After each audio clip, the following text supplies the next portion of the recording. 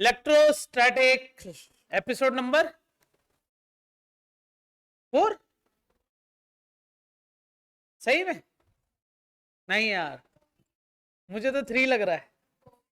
पहले लेक्चर में हमने पढ़ा बेसिक इलेक्ट्रोस्टैटिक, दूसरे लेक्चर में हमने पढ़ा कूलम्ब्स लॉ, तीसरे लेक्चर में कूलम्ब्स लॉ पे फोर्स न्यूमेरिकल्स। हाँ, कूलम्ब्स लॉ पे फोर्स नहीं, कूलम्ब्स लॉ के फोर्स पे न्यूमेरिकल्स। तो आज हमारा जो सेशन स्टार्ट होगा वो नाम आप सबके सामने लिखा है बच्चों। क्या लिखा है? Electric field. नाम से ही पता चल रहा है, जैसे कि अक्सर ऐसा मैंने मैसेज कर दिया, मैंने सब कुछ अक्सर मैंने ऐसा पाया है कि जब 11th-12th क्लास के बच्चों के आसपास से जब मैं गुजरता हूं, सिर्फ गुजरता हूं, गुजरने मात्र से ही उनमें खौफ पैदा हो जाता है। ऐसा क्यों? उन्हें लगता है मैं उन्हें मारूंगा, जबकि ऐसा है नहीं। वो हाथ उड़ जाते हैं। एक तो क्या हुआ कि किसी डरते हुए इंसान को कोई देख लेता है, जैसे शेर रहता ना, शेर, लायन जंगल का, वो डर भांप लेता है। उसे पता चल गया नहीं, डर गया, अब मैं इसे खा सकता हूं।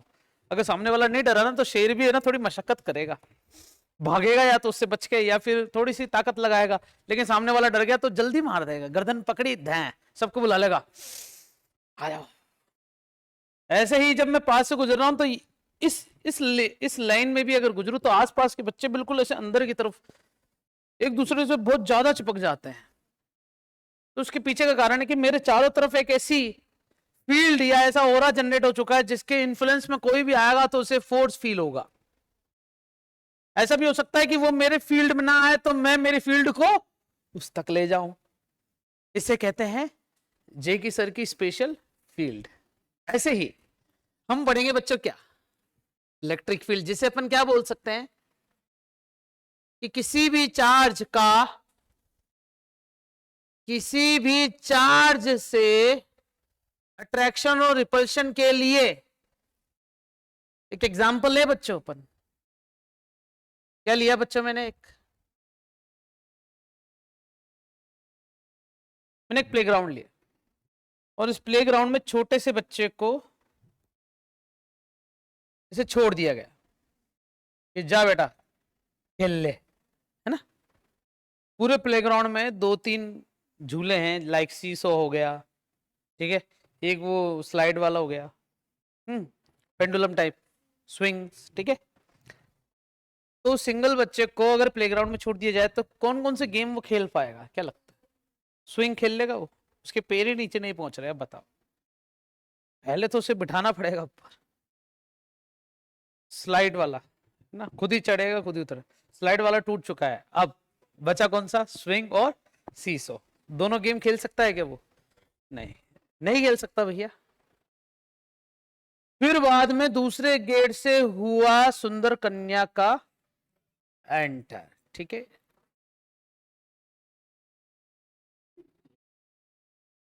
कन्या सच में सुंदर है। कहते हैं कि डायन की शक्ति उसकी चोटी में होती है। भैया नवरात्र आज ही स्टार्ट हुए हैं, तुम क्या पोलियो पोलियो कर रहे हो? माता दी। तो जैसे ही सुंदर कन्या का एंटर होता है तो ये दोनों गेम खेल सकता है, सीसो भी खेल सकता है और एक स्विंग वाला भी खेल सकता है, ताकि एक बैठेगा और एक धक्का देगा। इसका मतलब किसी भी एक सिंगल चार्ज को किसी भी प्लेग्राउंड मतलब स्पेस में छोड़ दिया जाए तो वो किसी प्रकार का कोई भी इंटरेक्शन शो नहीं करेगा अनटिल एक दूसरा चार्ज उसके इन्फ्लुएंस में ना आ जाए। तो इसे एक्साइटमेंट भी तब फील होगी जब सामने कोई दूसरा चार्ज आएगा, अदरवाइज ये एक्साइटमेंट ही नहीं दिखाएगा। सही बात है कि नहीं? अच्छा, एक्साइटमेंट भी 2 टाइप के हो सकते हैं। अगर ये पॉजिटिव है और ये भी पॉजिटिव है तो एक्साइटमेंट तगड़ा है, दोनों दूर जाएंगे। और अगर ये पॉजिटिव है और ये पॉजिटिव है तो एक्साइटमेंट फिर से तगड़ा है, फिर दोनों दूर जाएंगे। तुम क्या वेट कर रहे हो? समझ गए होगे ना बाकी दूसरा वाला केस तो तुम, ठीक है ना। तो पहला वाला केस अपन सिलेबस में देते हैं ना, ठीक है। वापस चलते हैं इलेक्ट्रिक फील्ड। तो कहते हैं कि किसी भी चार्ज के, क्या कह रहा हूं बच्चों में, किसी भी चार्ज के चारों तरफ ऐसा फील्ड बन जाता है जिसमें किसी दूसरे चार्ज को लाने मात्र से ही क्या हो बच्चों? फोर्स फील हो जाए। क्या हो जाए? इसे बोलते हैं इलेक्ट्रिक फील्ड। किसी चार्ज के चारों ओर एक ऐसा इमेजिनरी एरिया होता है जिसमें किसी चार्ज को लाने से उसे फोर्स का फील हो जाए उसे अपन बोलते हैं उस चार्ज की, किस चार्ज की, जो वहां पहले से मौजूद था और जो आया उसे फील हुआ, किसका, इसका ऑरा। तो इसकी इलेक्ट्रिक फील्ड में किसी चार्ज को लाने से उसे फोर्स फील हुआ, इसे फोर्स फील हुआ है। किसकी वजह से? इस चार्ज की वजह से। तो जिसकी वजह से फील होता है उससे अपन बोलते हैं स्टेशनरी चार्ज जो कि मौजूद है, और जिस पर होता है उसे बोलते हैं टेस्ट चार्ज। क्या बोलते हैं बच्चों? तो यहां पर एक नाम लिख देता हूं बच्चों में, क्या? Test charge. टेस्ट चार्ज को हमेशा रिप्रेजेंट किससे करेंगे?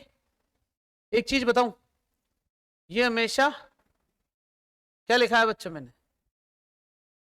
Non effective. नॉन इफेक्टिव का मतलब सही है, नॉन अफेक्टिव, ये किसी प्रकार का कोई इफेक्ट नहीं दिखाएगा। लाइक बचपन में जब हम मैच खेलते थे या कोई भी गेम खेल रहे थे, पूरे मोहल्ले के बच्चे इकट्ठे हो जाते थे, ये मेरा, ये मेरा, ये मेरा, लास्ट में एक बच्चा बजाता उसको बोलते कच्ची घोड़ी या फिर क्या बोलते थे, तू दोनों साइड खेल सकता है, कॉमन हो गया। हमारी लैंग्वेज में से कहते थे बीच का है तो इधर भी खेल लेना और इधर भी खेल लेना, है ना? तो तो टेस्ट चार्ज क्या है बच्चों? नॉन अफेक्टिव, या फिर ऐसे बोल सकते हो ये वेरी स्मॉल चार्ज होता है। तुम चाहो तो इसे क्या बोल सकते हो बच्चों? चूहा क्यों बोल रहे हो? क्योंकि लेबोरेटरी में जब भी कोई नई मेडिसिन बनाई जाती है तो सबसे पहले टेस्टिंग चूहे पे की जाती है, ताकि अगर चूहा दानव भी बन जाए, मॉन्स्टर भी बन जाए, तो क्या बनेगा? बिल्ली बनेगा, इतना बड़ा हो गया। तुमने डॉक्टर बी नाम सुना है? डॉक्टर बी कहां सुना है? टेकन में डॉक्टर बी होता है ना, उसे हम डॉक्टर बेवड़ा बोलते थे। उसके मारने का तरीका, सच में उसके मारने का तरीका बिल्कुल बेवड़े टाइप है ना। उसने एक एक्सपेरिमेंट किया लैब के अंदर, उसने चूहे पे वो दवाई डाली और चूहा ना, चूहा बन गया, बिल्डिंग से भी बड़े आकार का चूहा बन गया। तो ये तो गेम्स या मूवीज में ही पॉसिबल है, लेकिन बेसिकली आज भी लेबोरेटरी के अंदर इवन कोरोना वायरस की टेस्टिंग भी किस पे की गई थी? सबसे पहले जानवरों पे की, जिसमें चूहा सबसे पहले लाइन में था। ठीक है, ऐसे ही हमारे लिए ये टेस्ट चार्ज क्या है बच्चों? चूहा है, जो कि अगर कुछ घटना भी घट जाए तो ये किसी प्रकार का कोई इफेक्ट नहीं दिखाएगा, कोई इफेक्ट नहीं दिखाएगा, इसकी वजह से कोई फील्ड जनरेट नहीं होगी। एक चीज और इसमें अच्छी बात यह है कि ये हमेशा क्या होता है? पॉजिटिव। तो टेस्ट चार्ज के बारे में क्या क्या सीखने को मिला? पहली चीज, ये बहुत छोटा होता है। दूसरा, ये पॉजिटिव होता है। तीसरा, इसकी कोई फील्ड नहीं होती, होती है लेकिन अज्यूम करेंगे कि इसकी कोई फील्ड नहीं होगी। कहते हैं कि एक बड़ा चार्ज है, एक छोटा चार्ज है, ये भी पॉजिटिव, ये भी पॉजिटिव। पॉजिटिव वाला इसको बोलेगा चल चल, पॉजिटिव वाला भी ये भी तो बोल सकता है इसको चल चल, लेकिन इसका चल चल है ना बहुत छोटा है। तो ज्यादा चल चल किसका है? बड़े वाले चार्ज का, तो वो इसको ज्यादा चल चल। तो चल चल में तुम्हें समझ में आ गया? चलो चलो इधर देखो सामने। तो लैंग्वेज क्या लिखी हुई है? Charge produce something called an electric field in the space around it. This electric field exerts force on any charge placed in it, or that any charge consider as test charge. समझ गए? Note, the electric field does not exert force on the source charge. इसका मतलब क्या हुआ? मैंने बोला कि जो सामने चार्ज है ना, उसी पर ही ये अपना इफेक्ट दिखा सकता है। कभी हलवाई ने खुद की मिठाई खाई है क्या? तो ये सोर्स चार्ज कौन है? ये वही चार्ज है जिसको प्लेस किया गया था, और टेस्ट चार्ज जो सामने है। तो सोर्स चार्ज होता ना, वो खुद पर फोर्स कभी एक्सर्ट नहीं करेगा, वो हमेशा किस पर करेगा? सामने वाले पे। समझ गए? और electric field intensity, electric field intensity निकालने के लिए मैं क्या करूंगा?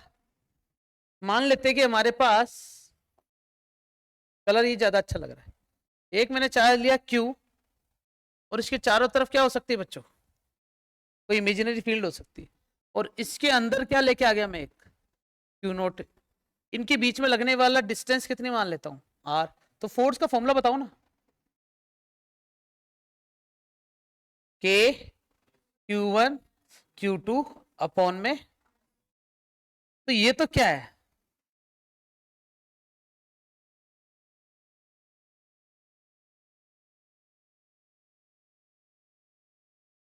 समझ में आ गया? Force between these two charges, इन दोनों चार्ज के बीच में लगने वाला फोर्स है। क्या ये कूलोम्ब फोर्स भी है क्या? बिल्कुल है। और सुनो, अगर मैं ऐसा करूं इस फोर्स में डिवाइड कर देता हूं किसका, चार्ज का। तो इन्फ्लुएंस केवल और केवल किस पे डिपेंड हो गया, क्यू पर। तो ये जो लिखा है मैंने बच्चों क्या, force per unit charge, unit charge मतलब जिस पर फोर्स एक्सर्ट किया है, इसे ही अपन क्या बोलते हैं बच्चों, ई, दैट इज इलेक्ट्रिक फील्ड। जैसे ग्रेविटेशनल फील्ड में भी क्या होता था, फोर्स पर यूनिट मास होता था, यहाँ फोर्स पर यूनिट चार्ज हो जाएगा। सही है ना। ग्रेविटेशन और इलेक्ट्रोस्टैटिक और मैग्नेटिज्म तीनों में सारी कहानियां सेम सेम चलने वाली। फिर भी बच्चों मैंने देखो घास काटना भी स्टार्ट नहीं किया मैंने, मैं बिल्कुल सिस्टमेटिक तरीके से समझा रहा हूँ ना। थैंक यू बोलो, बस बस। क्या कह रहा, उसी का इंतजार, वो देखो होगा, मैं तुम्हें बताऊंगा कभी, मतलब बताने की जरूरत नहीं पड़ेगी, तुम खुद कहोगे बस सर। अच्छा सुनो, ये जो चार्ज है ना, मैंने बोला कि क्या होना चाहिए, मैथमेटिक्स कहती है कि किसी को भी अगर छोटा फील करवाना हो ना, उसके आगे लिमिट लगा दो। समझ गए क्या, क्या लगा दो उसके आगे, लिमिट लगा दो। तो ये जो फोर्स पर यूनिट चार्ज है ना, इसमें limit q naught tends to zero का मतलब होता है कि क्यू नॉट जीरो नहीं है, क्यू नॉट जीरो नहीं है, लेकिन क्यू नॉट जीरो की तरफ जा रहा है, अग्रसर है, टेंस टू जीरो। ऐसा स्टेटमेंट तुमने पहले भी लिखा है बच्चों, delta t tends to zero, याद आ रहा है, delta r upon delta t that is average and this is instantaneous, got it. जब भी किसी को छोटा फील करवाना हो ना, आगे लिमिट लगा के उसकी वैल्यू जीरो की तरफ अग्रसर कर दो।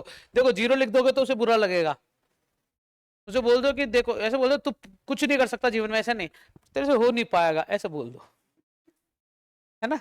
एक तो तू कुछ कर नहीं सकता, एक कह दो कि देख तू ट्राई कर लेकिन हो नहीं पाएगा, पिताजी के शब्द। एक तो एक समय आता है जब पिताजी बोलते कि ये तो कुछ नहीं करेगा जीवन में, फिर धीरे धीरे समय बदलता ना, तुमसे ना हो पाएगा बेटा, तुम छोड़ दो, तुम कुछ दुकान पे बैठ जाओ, तुम गल्ला संभालो। ठीक है, यहां तक समझ में आया इलेक्ट्रिक फील्ड। नेक्स्ट, ये समझ में आ गया सारा। ये तुम्हें पता है जो कुछ भी लिखा था ना, ये मुझे यहाँ लिखना था, पेज खाली छोड़ा था, ऑब्वियस बात है। वापस लिख दूं या समझ में आ गया। देखो क्या लिख रहा हूं बच्चों में, इलेक्ट्रिक फील्ड का फॉर्मूला क्या आ गया मेरे पास, फोर्स अपॉन में चार्ज। क्या इसका फॉर्मूला के क्यू अपॉन में आर स्क्वायर भी लिख सकता हूं। तो इलेक्ट्रिक फील्ड, क्या ये फिजिक्स में एक नया टॉपिक आ गया क्या। जब भी फिजिक्स में हम कोई नया टॉपिक पढ़ते हैं तो ये 5 चीजें पढ़ते हैं। सबसे पहले क्या पढ़ते हैं बताओ, डिफिनेशन। बताओ डिफिनेशन हो गई, दूसरा फॉर्मूला पढ़ लिया बच्चों, 2 फॉर्मूला है बच्चों, फोर्स अपॉन है, देख रहे हो बच्चों, जब ग्रेविटेशन चैप्टर पढ़ रहे थे तो बार बार इलेक्ट्रिक फील्ड करते थे अपन, तो ये बदला ले रहा है मास लिख के। और K Q by R square formula आ गया। तीसरा स्केलर है या वेक्टर है, वेक्टर फॉर्म भी लिख ही रहा हूं बच्चों, चलेगा। आर कैप,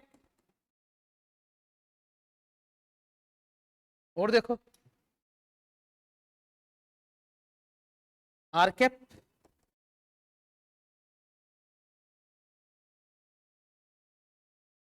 अब सही है। एक और फॉर्मूला, तो फोर्स का फॉर्मूला एक और हो गया बच्चों, क्यू ई, सही है। और फोर्स का एक और फॉर्मूला होता है, बताओ क्या।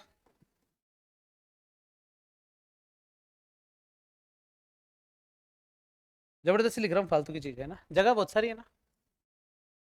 4th नंबर क्या लिखेंगे बच्चों, इसकी यूनिट पता है बच्चों, न्यूटन पर कुलाम, हाँ या ना। न्यूटन पर कुलाम को एक को लिख सकते हो बच्चों,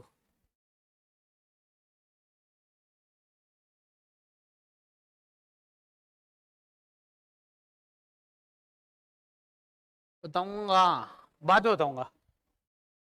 ठीक है सर, लेकिन ये तो तुम्हें समझ में आ गया होगा क्योंकि फोर्स अपॉन में चार्ज। फिर 5th क्या लिखेंगे बच्चों, इसकी डिमेंशन। बताओ इसकी डिमेंशन क्या आएगी, m1 l1 t-2 और नीचे a1 t1, कितना हो जाएगा, m1 l1 t-3 और a माइनस का 1, डायमेंशन ऑफ व्हाट, चलेगा सही है। डायमेंशन याद रख लोगे बच्चे इलेक्ट्रिक फील्ड की, नहीं सर याद नहीं रखेंगे, ये याद रखेंगे। ठीक है तुम्हारी इच्छा है, मैं तुमसे बहस थोड़ी कर सकता हूँ। मुझे बहस करना पसंद ही नहीं है, मैं सीधा ठोकूंगा। बहस से क्या समय बर्बाद होता है। क्या लिखा हुआ है देखो बच्चों कैसे घास काटता हूं। एक Q1 चार्ज है, Q2 चार्ज है, दोनों के बीच में सेपरेशन कितना है। बोला गया है कि एक थर्ड चार्ज को कहां रखें। अच्छा दोनों चार्ज पहले क्या ले रखे बच्चों मैंने, लाइक मतलब दोनों पॉजिटिव है या दोनों। तो तुम बता सकते हो कि इस डी की वैल्यू क्या आएगी, रूट का Q1 अपॉन में रूट का Q1 प्लस रूट का Q2 इंटू में R। कभी देखा है ये फॉर्मूला जीवन में, ये देखो सही है क्या। टॉपिक खत्म। इस बार क्या लिया बच्चे मैंने, अनलाइक चार्ज। अनलाइक मतलब क्या होता है, या तो एक को पॉजिटिव लिया होगा, एक को नेगेटिव, एक को नेगेटिव, एक को पॉजिटिव, या दोनों को पॉजिटिव नहीं लेंगे। ठीक है तो इसका मतलब थर्ड चार्ज को कहां रखना पड़ेगा बच्चों, मुझे बाहर रखना पड़ेगा। इनके बीच का सेपरेशन अभी भी क्या है बच्चों, आर। एक्स था आर था आर। तो हो गया बच्चों, इनके बीच की जो डिस्टेंस होगी वो root Q1 upon root Q1 minus root Q2 into x. ये चीजें पहले भी कर चुके हैं क्या अपन, एक्स जगह आर लिख लो। याद आ रहा है क्या कुछ, ये डेरिवेशन नहीं करवा रहा कोर्ट्स के अंदर, ठीक है। पढ़ो ये क्या लिखा हुआ है, three charge Q1 Q2 and Q are placed on the straight line path if the system charge in equilibrium, तो Q should be given dash। तो ये वाले जो चीज है मैं तुम्हें बाद में समझाऊंगा, फिलहाल देखना मैंने लिखा है कौन सा चार्ज, मैंने क्या लिखा है,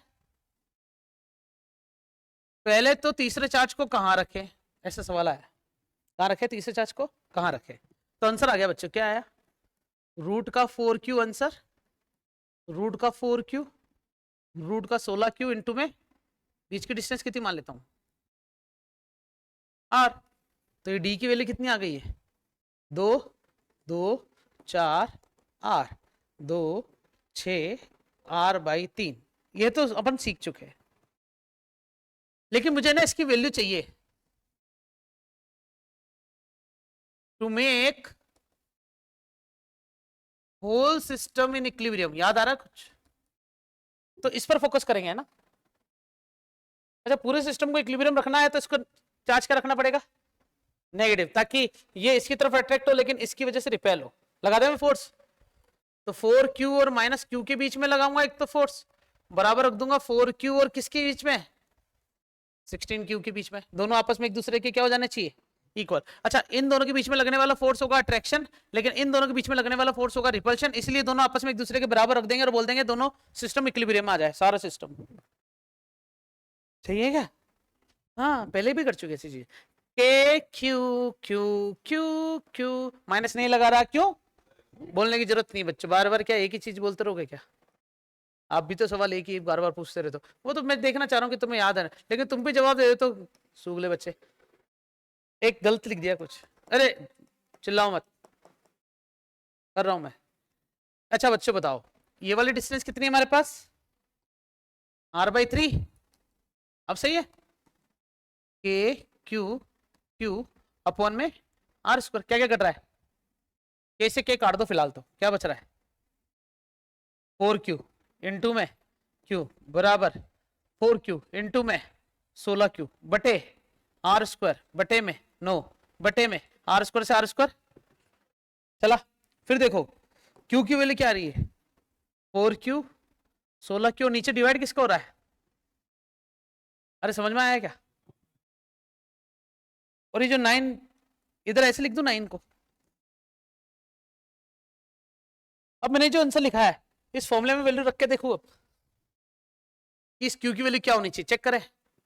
Q1 की कितनी है 4Q इंटू 16Q, नीचे क्या आएगा 4Q का रूट प्लस 16Q के रूट का स्क्वायर, क्या आ रहा है 4Q इंटू 16Q, नीचे कितना है रूट क्यू बाहर आ गया तो Q हो गया 2 और 2 प्लस 4, नीचे कितना हो जाएगा 36 हो जाएगा क्या। तो 4Q इंटू 16Q और नीचे Q इंटू कितना आ गया 36, क्या 4Q नहीं, इसको छोड़ो ना, ये देखो 9 चौक कितने हो गए अरे समझ में आया? इसका मतलब तुम्हें ऐसा क्वेश्चन आया to make whole system equilibrium, तो तुम्हें क्या पूछा जाए? क्यू की वैल्यू। तुम्हें पोजीशन निकालने का फॉर्मूला बता दिया, अगर चार्ज को सेंटर में रखोगे तो नीचे प्लस आएगा, चार्ज को बाहर रखोगे तो नीचे माइनस आएगा। लेकिन जब क्यू की वैल्यू, जो थर्ड चार्ज रखा उसकी वैल्यू निकालने के लिए क्वेश्चन आए, तो तुम ये वाला मेथड करते हो। मैं चाहता तो ये डेरिवेशन करवा के तुम्हें ये फॉर्मूला ड्राइव करवा सकता था, लेकिन तुम्हें समझ में नहीं आता उस समय। अब तुम्हें ये सब कुछ करने की जरूरत नहीं है। क्या तुम डायरेक्ट फॉर्मूला याद रख सकते हो क्या? Q1 Q2 upon root Q1 plus root Q2 का होल स्क्वायर। क्या आंसर सेम आएगा? अपन ने जो डेरिवेशन किया और अपन ने इससे किया, याद रखोगे? बस कहां पर बेटा?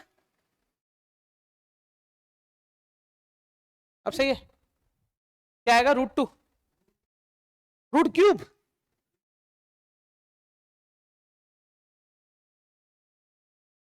कहां पर बेटा, कहां पर?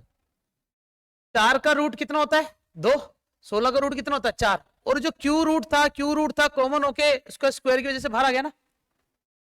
मैथमेटिक्स तो सही लगाई, थोड़ी बहुत सही आती है मेरे को, मैथमेटिक्स में कोई कमी नहीं है। बाकी मैंने स्क्वायर कर दिया, लिखा नहीं था यहाँ पर, डायरेक्ट 36 लिख दिया, आंसर सेम आया। अब तुम्हें यहां से एक चीज और पता चल गई, इन्हीं पॉइंट्स को क्या बोलते हैं बच्चों? Special point, where to place the third charge. अब ये तुम बोर्ड्स में नहीं लिख सकते डायरेक्ट, समझ गए? अगर क्वेश्चन आ गया यही वाला, किस टाइप का? यही वाला, और बोला गया कि 3 टाइप के क्वेश्चन पूछे, पोजीशन बताओ, नेचर बताओ और magnitude of that third charge, तो तुम्हें तीनों चीजें लिखनी पड़ेगी प्रॉपर तरीके से। समझा? तुम बोलोगे ना देखो फॉर्मूला, तो जो कॉपी चेक करने वाला होगा ना वो भी नंबर ऐसे दे देगा शॉर्ट में, उसे लिखना पड़ेगा 2, तो वो ऐसे लिख देगा, अरे यार गलती से हो गया। ठीक है बच्चों, तो एग्जाम में तो तुम्हें पूरा प्रॉपर लिखना पड़ता है, लेकिन एमसीक्यूज के हिसाब से तुम ये फॉर्मूले डायरेक्शन याद रख सकते हो। चले अपन आगे। नाउ क्या लिखा हुआ है? Principle of superposition. कुछ नहीं बता रहा इसमें। देखो यहाँ पर एक फॉर्मूला ये भी लिख दिया, यहाँ पर ये भी फॉर्मूला लिख दिया। क्यों लिखा है पता है? बताऊं? पक्का? क्या अपन ने लास्ट क्लास में ऐसा क्वेश्चन किया था? क्या उसमें वेक्टर स्लो लगाया था? और वो वेक्टर स्लो ऐसे ही लगेगा क्या? समझ गए क्या? कि एक तो ये हटता भी तो नहीं, इसको यहां लाना पड़ेगा। कहां गए आप? ये जो वेक्टर स्लो लिख रखे हैं,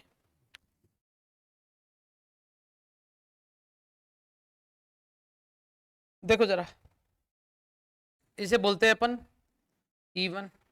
ये क्या है बच्चों? E2। एंगल कितना है इनके बीच में? थीटा। फिर क्या बनाते थे बच्चों? पैरेललोग्राम। बीच में से क्या जा रहा है? इसका रिजल्टेंट। ये एंगल कितना मान लू? अल्फा। ये कौन है? E2। ये कौन है? E1। यहां बना दो ट्राइंगल, एंगल कितना? Theta. E2 cos theta, E1 sine, नहीं E2 साइन थीटा। याद आ रहा क्या कुछ? फॉर्मूला लगाओगे, फॉर्मूला आएगा, यही आएगा क्या? फिर यहाँ से अल्फा की वैल्यू भी निकाल सकते हो बच्चों। इसको बीटा मान रखा है अपन ने, अल्फा लिख दिया है, 10 अल्फा की वैल्यू। परपेंडिकुलर, इसने E1 E2 ऊपर नीचे लिखा है, ये गलत लिख दिया ना बच्चों। E2 आएगा इधर, E2 साइन थीटा, और नीचे क्या आएगा? E2 cos theta. स्प्रिंट है। और 10 बीटा, इसका मतलब ये एंगल मैंने अल्फा माना है ना, इसको बीटा मान रखा है बस स्टेटमेंट में। चले पर आगे। ये जो मैंने इलेक्ट्रिक फील्ड के फॉर्मूले लिखे हैं, क्या अपन ने इस टाइप का क्वेश्चन किया था क्या कोई? हाँ बच्चों, किया था कि नहीं? इस टाइप का भी कोई क्वेश्चन किया होगा अपन ने, इस टाइप का भी किया होगा।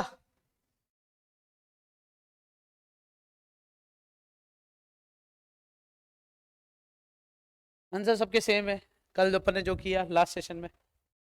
बस एक चीज की कमी होगी, कल वाले आंसर में K Q square by R square आ रहा था, अब से क्या आएगा? के क्यू अपन आर स्क्वायर है। और देखो क्या लिखा हुआ है? Electric line of force. तो इलेक्ट्रिक लाइन ऑफ फोर्स को पहले करने के लिए मैं यहां पर एक काम करता हूं, इसको हटाया और यहां लिख देता हूं electric field due to what? Point charge. जैसे मान लो एक पॉइंट चार्ज लिया और उसकी इलेक्ट्रिक फील्ड है ये, यहां पर कौन पड़ा है? बीच की डिस्टेंस कितनी है? फॉर्मूला क्या है? ए क्यू क्यू नॉट अपॉन में आर स्क्वायर, तो एफ नॉट में डिवाइड कर दूंगा क्यू नॉट का, तो क्या बचेगा?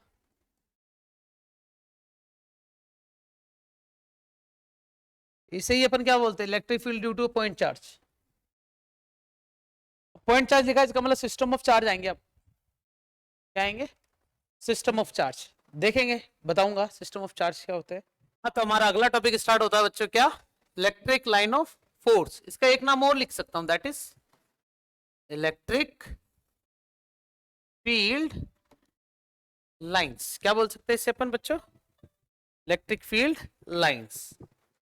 इलेक्ट्रिक फील्ड लाइंस का मतलब ये होता है कि क्या होता है कि किसी भी चार्ज, कोई भी चार्ज कंसिडर अगर अपन करें, कोई भी, इस चार्ज के चारों तरफ क्या बन जाता है? एक इमेजिनरी रीजन, और उसी इमेजिनरी रीजन में किसी भी चार्ज को, किसी भी चार्ज मतलब उस टेस्ट चार्ज को लेके आ जाऊं।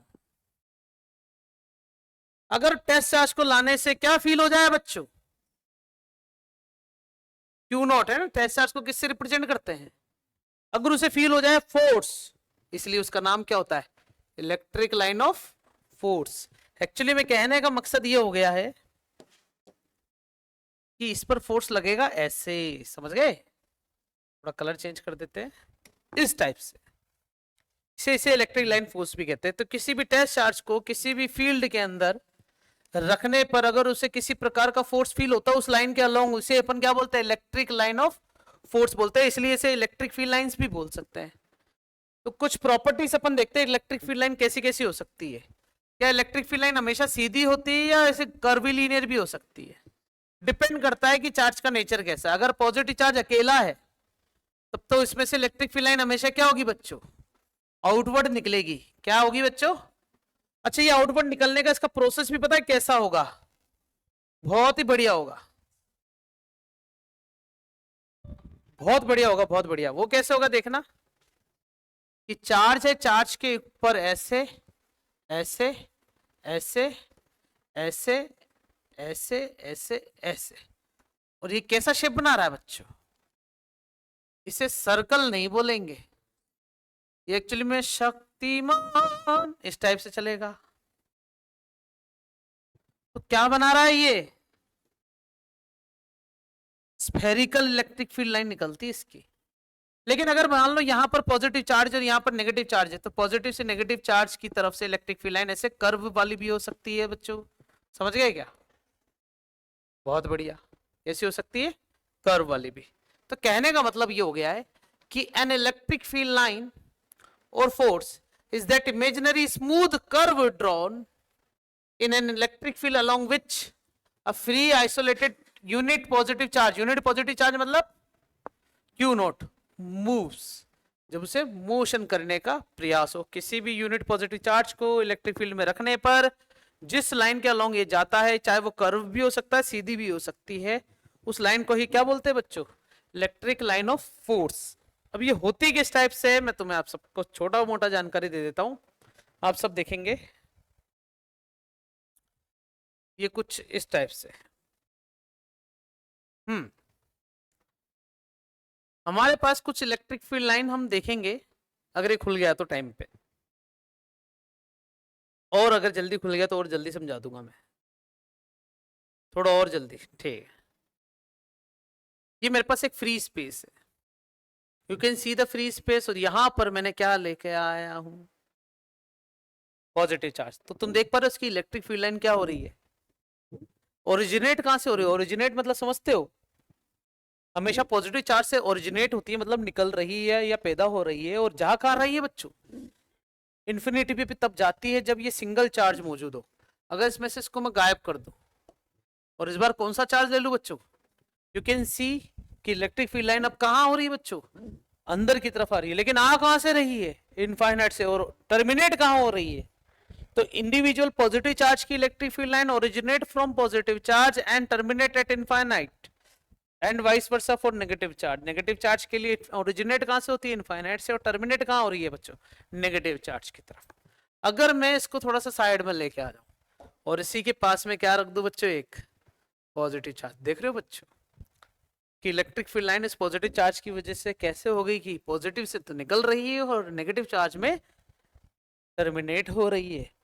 पहले हमने देखा कि पॉजिटिव से निकल रही थी और कहाँ टर्मिनेट हो रही थी, इनफाइनाइट पे, लेकिन जैसे ही नेगेटिव चार्ज इसके पास में रखा गया तो इसका ओरिजिनेशन पॉजिटिव से तो हुआ लेकिन टर्मिनेट कहाँ हुआ। क्या तुम कह सकते हो कि ये वाली लाइन भी नेगेटिव में जाके घुसेगी? घुसनी तो चाहिए। अगर मैं इसको बहुत छोटा कर देता हूं, दिख रहा है क्या? एक टाइप से ये घूम फिर के कहाँ आनी चाहिए, नेगेटिव चार्ज की तरफ। लेकिन अपन ने जो अभी तक चीज पढ़ी वो ये पढ़ी है कि अगर इसके पास में से किसी भी यूनिट पॉजिटिव चार्ज को लाया जाए, दिख रहा है क्या, टेस्ट चार्ज, तो इसको मैं यहां रख दूं तो क्या होगा उसके साथ, बताओ, दिख रहा है क्या? ठीक है ना? कैसे जा रहा है बच्चों, इलेक्ट्रिक फील्ड लाइन परपेंडिकुलर बनाते हुए। अगर नेगेटिव चार्ज लेके आता हूं तो क्या होगा, दिख रहा है क्या तुम्हें नेगेटिव चार्ज?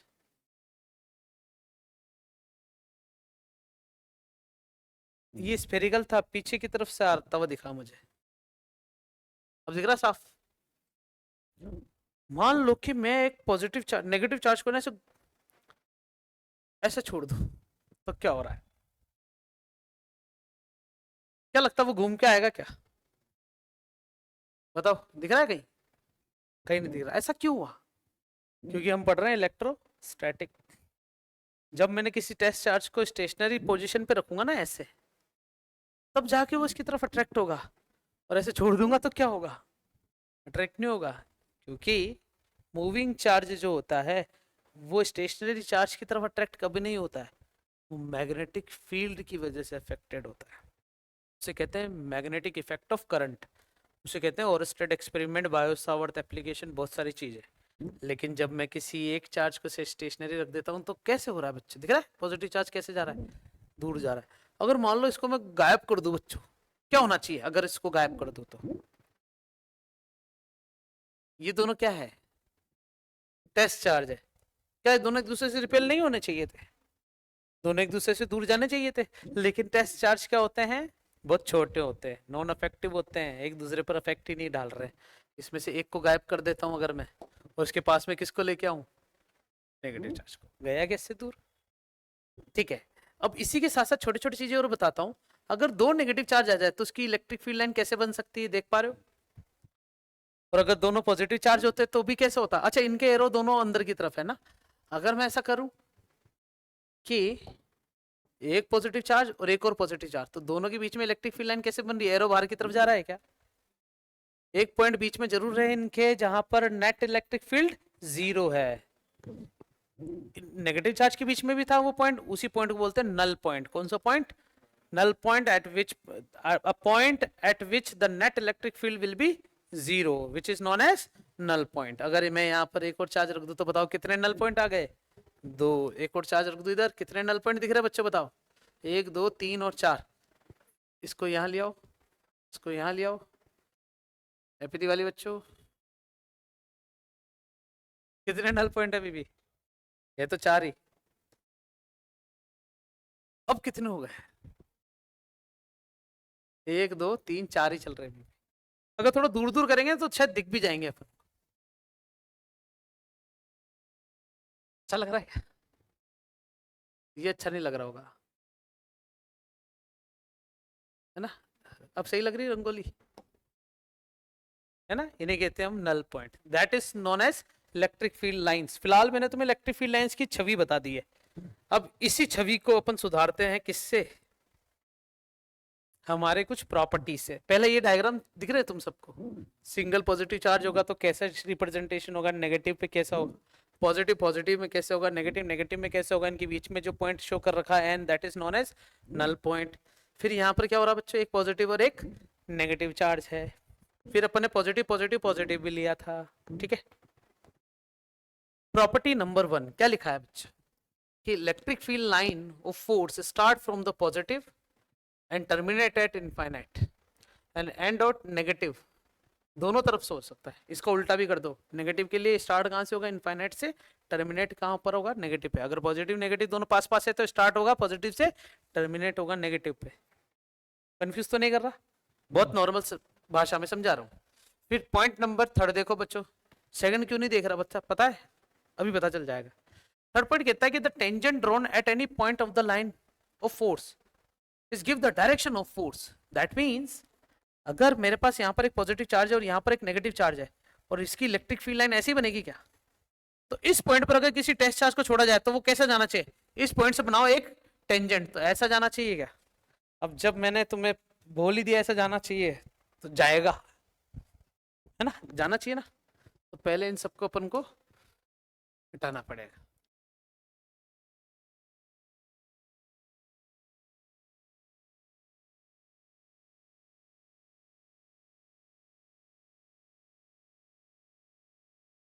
यहाँ कोई तो है नाच रहा, देख रहा? जिसको अपन ने फेंका था ना वो भंडारा चालू होते ही वापस आ गया था। देखा था कितना बढ़िया भंडारा बना था। यहाँ पर क्या रखा बच्चों? एक नेगेटिव चार्ज, सही है। अब टेस्ट चार्ज पॉजिटिव लोगे या नेगेटिव, बोलो कहाँ रखूं, कहाँ जाना चाहिए? इस पॉइंट से बनाओ टेंजेंट, समझ गए क्या? वो तो नेगेटिव इसके पास में है इसलिए थोड़ा प्यार मोहब्बत तो दिखाएगा ही, नहीं तो इस पॉइंट से टेंजेंट ही बनी गया। अगर ये टेंजेंट शो नहीं करता तो इसी पाथ से हमेशा चलता रहता ना। ये क्या लगता है, ये आ रहा है क्या? हुँ? तुम्हें पता है ये जितनी भी इलेक्ट्रिक फील्ड लाइन है इनसे इन्फ्लुएंस हो रहा है। थोड़े टाइम बाद क्या होगा? उम्मीद करते हो कि ये कभी ना कभी नेगेटिव चार्ज पे आके मिलेगा? आया आया आया, नोटिस किया मैंने, जहां छोड़ा ना वहीं से टेंजेंट बनाई, बाकी कहीं पे भी टेंजेंट बनाने की जरूरत नहीं पड़ी। ऐसा क्यों? क्योंकि टेस्ट चार्ज को स्टेशनरी रखते हो तो उस पॉइंट पे बनाई हुई टेंजेंट के अकॉर्डिंग जाएगा। जब जाना चालू हो जाएगा तब उसके लिए टेंजेंट किसी मायने नहीं रखेगी, क्योंकि हर बार इलेक्ट्रिक फील्ड लाइन को क्रॉस करते हुए गया लेकिन वहां पर उसने टेंजेंट शो नहीं करी। समझ रहे हो क्या कहना चाह रहा हूं? जैसे यहां पर मैंने चार्ज को रखा तो इस पॉइंट से टेंजेंट बनाई, अब ये मूविंग में है तो जितनी भी इलेक्ट्रिक फील्ड लाइन है ना उससे इन्फ्लुएंस होकर टेंजेंट नहीं बनाएगा, क्योंकि वहां पर चार्ज रेस्ट पे नहीं रखा है। कैसे रखा है? रखा ही नहीं है। क्यों नहीं रखा है? क्योंकि जहां रखा था वहां ये रुका ही नहीं है। क्यों नहीं रुका? क्योंकि उस पॉइंट पे बनी हुई टेंजेंट के साथ साथ ये मोशन में चला जाएगा। आ गई बच्चों हजम हुई बात? ठीक है, तो बताओ ये तीसरी पॉइंट समझ में आई? The tangent drawn at any point on the line of force which give the direction of force। यहाँ पर उसको फोर्स की डायरेक्शन मिल जाती है, इस वजह से वो उसी डायरेक्शन में मोशन करता है। वो तो नेगेटिव चार्ज था, मोहब्बत वाली बात थी कि चलो बच्चों ईद मुबारक बोल के आते हैं, ठीक है। फिर से छोड़ा ही नहीं उसको कि रुको तो सही, अभी थोड़ा दावत दावत खा के जाओ। क्या लिखा हुआ है? No two lines will intersect each other. कहते हैं कि ये लाइन तो रहने दो ना। कहते हैं कि एक फील्ड ऐसे जा रही है और एक फील्ड ऐसे जा रही है, तो इस पॉइंट पर दो टेंजेंट बन सकती है, एक तो इस डायरेक्शन में और एक इस डायरेक्शन में। तो जब मैं इस चार्ज को यहां छोड़ता हूं तो वो क्या हो जाएगा बच्चों? डाबाचूक हो जाएगा। डाबाचूक समझते हो मारवाड़ी में? कंफ्यूज्ड कि मैं येलो के पाथ के हिसाब से चलूं या फिर व्हाइट के पाथ के हिसाब से चलूं। जबकि टेस्ट चार्ज जो है वो कभी कंफ्यूज नहीं होना चाह रहा। इसका मतलब उसके पास दो डायरेक्शन नहीं होनी चाहिए। जब दो डायरेक्शन नहीं होनी चाहिए इसका मतलब दो लाइन एक दूसरे को कभी काटेगी नहीं, नेवर इंटरसेक्ट ईच अदर। काटने का मतलब हो गया उसी पॉइंट पर दो इलेक्ट्रिक फील्ड लाइन बन जाना, डायरेक्शन बन जाना। दो डायरेक्शन किसी भी चार्ज के लिए पॉसिबल नहीं है। तुमने देखे होंगे जितने भी डायग्राम थे ना हमारे पास, ये जितने भी, कितने ही डायग्राम बना लो, कोई भी लाइन देख लो बच्चों, क्या एक दूसरे को काट रही है क्या? कोई भी देख लो सिस्टम की, कोई भी एक दूसरे को नहीं काट रही। थोड़ा जूम कर लो भले, ये देखो देखो। अरे मजाक कर रहा था, चला जा। देखो जाते जाते पीछे मुड़ गया। अब आ जा, देखना बच्चों ना।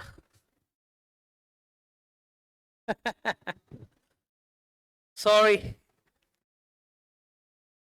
मम्मी को बोल के आता हूँ। ठीक है, समझ गए? अच्छा लगा, एक बार और करूँ। नेगेटिव चार्ज को इसके पास रखता हूँ,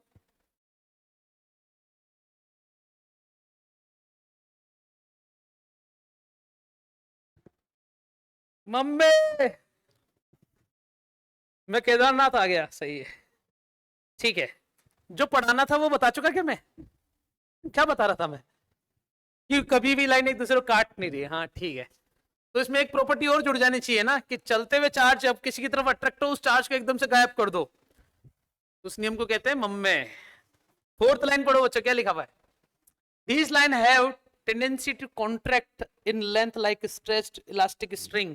That means यहां कितना अच्छे से बात बोल रखी है बच्चों, दिख रहा है कि सारी की सारी लाइन एक दूसरे को कैसे बिहेव कर रही है बच्चों, इलास्टिक स्ट्रिंग जैसे, है ना?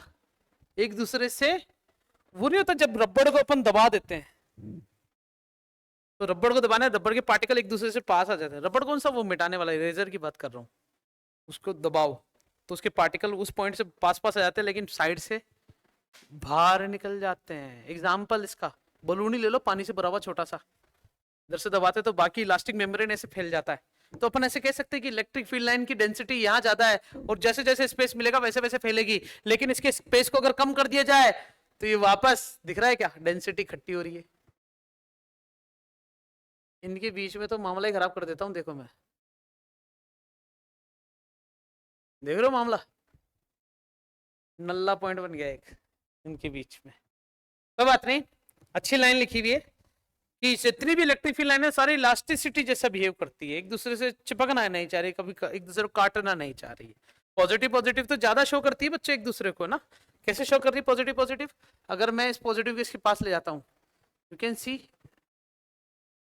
इन सबको, ये क्लियर भी तो हो सकता हो ना स्पेस, एम्प्टी डेस्कटॉप, कैंसिल, हाँ एक पॉजिटिव एक और पॉजिटिव, देख रहे हो? ऐसे नहीं लगा मियाँ बीबी झगड़ रहे हैं और बस दूर रह के बात करो मेरे से, सही है? दो कुत्ते गली के आपस में एक दूसरे को भोग रहे, काट किसी को नहीं रहे, और क्या हो सकता है? बस काफी है ना? ठीक है, तो फोर्थ प्रॉपर्टी कंप्लीट हुई। फिफ्थ प्रॉपर्टी पढ़ो बच्चों, क्या लिखा हुआ है? These lines have the tendency to separate from each other in the directional perpendicular to their length. These explain repulsion between like charges. कहने का मतलब होता है कि अगर एक पॉजिटिव चार्ज तो दोनों एक दूसरे से हमेशा कैसे निकलेंगे बच्चों? दिख रहा है यहां से परपेंडिकुलर ही निकलेंगे, कभी इच्छा होगी नहीं चलो ऐसे निकल जाते हैं, टेढ़े निकल जाते हैं, ऐसा कभी नहीं होगा। हमेशा निकलेंगे कैसे बच्चों? परपेंडिकुलर। दोनों ग्राफ अलग है ना, दोनों लाइनें अलग बनाई है अपन, सारे के सारे कैसे निकलने चाहिए? निकलेंगे तो परपेंडिकुलर, समझ गए? तो वो तुम्हें यहां पर दिख रहा होगा, ढंग से जूम करके देख लो तो समझ गए क्या? सारी इलेक्ट्रिक फील्ड लाइन आपस में सरफेस से किसी भी चार्ज से हमेशा कैसे निकलती है बच्चों? परपेंडिकुलर। घुमा, और घुमा भी सकते इसको अपन, वाह यार, नई नई चीजें पता चल रही है। ठीक है, अगला पॉइंट क्या आ रहा है बच्चों? Intensity of electric field is given by the number of electric field line of force in a unit area that at that point. तो ये मैं तुम्हें 1 point 2 point 3 point inside 4 point, चौथा तो मैं समझा देता हूं ना, और ये वाला समझ में आ गया बच्चों? Force line leaves surface conductor normally. तो मैं तुम्हें पहले कंडक्टर के बारे में बताता हूं, ये दो लाइनें लिखी है ना, ये दोनों मैं बाद में बताऊंगा तुम्हें जब अपन पढ़ेंगे गाउस लॉ। स्पेस आगे होगा मेरे पास, इसी स्पेस में समझा दूं क्या?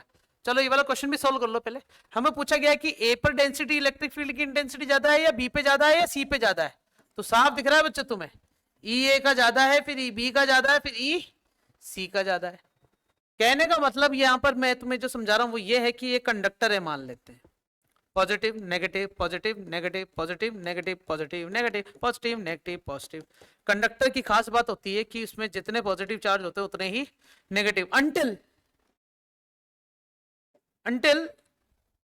अपन एक एक्सटर्नल फील्ड ना बना दे, समझ गए क्या?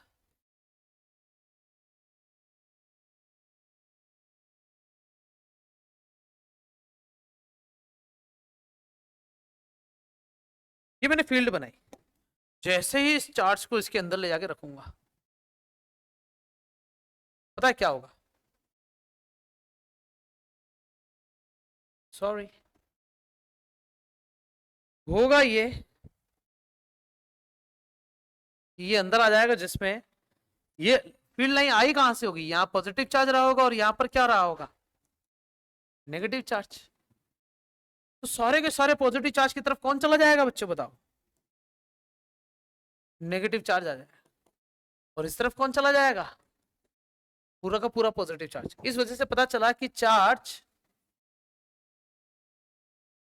कहां पर आ गए बच्चों, सारे के सारे। तो इसीलिए ये लाइन लिखी हुई है कि कंडक्टर के अंदर चार्ज ही नहीं होता है, या कंडक्टर के अंदर इलेक्ट्रिक फील्ड लाइन कभी एंटर ही नहीं करेगी। दिख रहा है, electric field line of force can never enter the conductor because inside the conductor the intensity of electric field is zero, क्योंकि अंदर कोई चार्ज ही नहीं है। जहां चार्ज होगा वहीं इलेक्ट्रिक फील्ड होगी, अदरवाइज नहीं होगी। समझ में आ गई कहानी। और देखो और कुछ बताऊं इसमें, एक लाइन लिखी हुई होगी बच्चों, हाँ ये वाली लाइन क्या लिखी है, line of force of a uniform field are parallel at equal distance. कहने का मतलब हो गया कि अगर मैं इसको जूम आउट कर दूं और यहां पर को डिलीट कर देता हूं, तो देखते जाना, पॉजिटिव पॉजिटिव पॉजिटिव। तो समझ रहे हो बच्चों क्या कहना चाह रहा हूं, पॉजिटिव चार्ज एक दूसरे के सामने। अब इधर क्या रख देता हूं बताओ, नेगेटिव। ये देखो कैसा मुंह लग रहा है इधर, रुक जाओ बेटा, सबको मिल रहा है, थोड़ा सब्र रखो।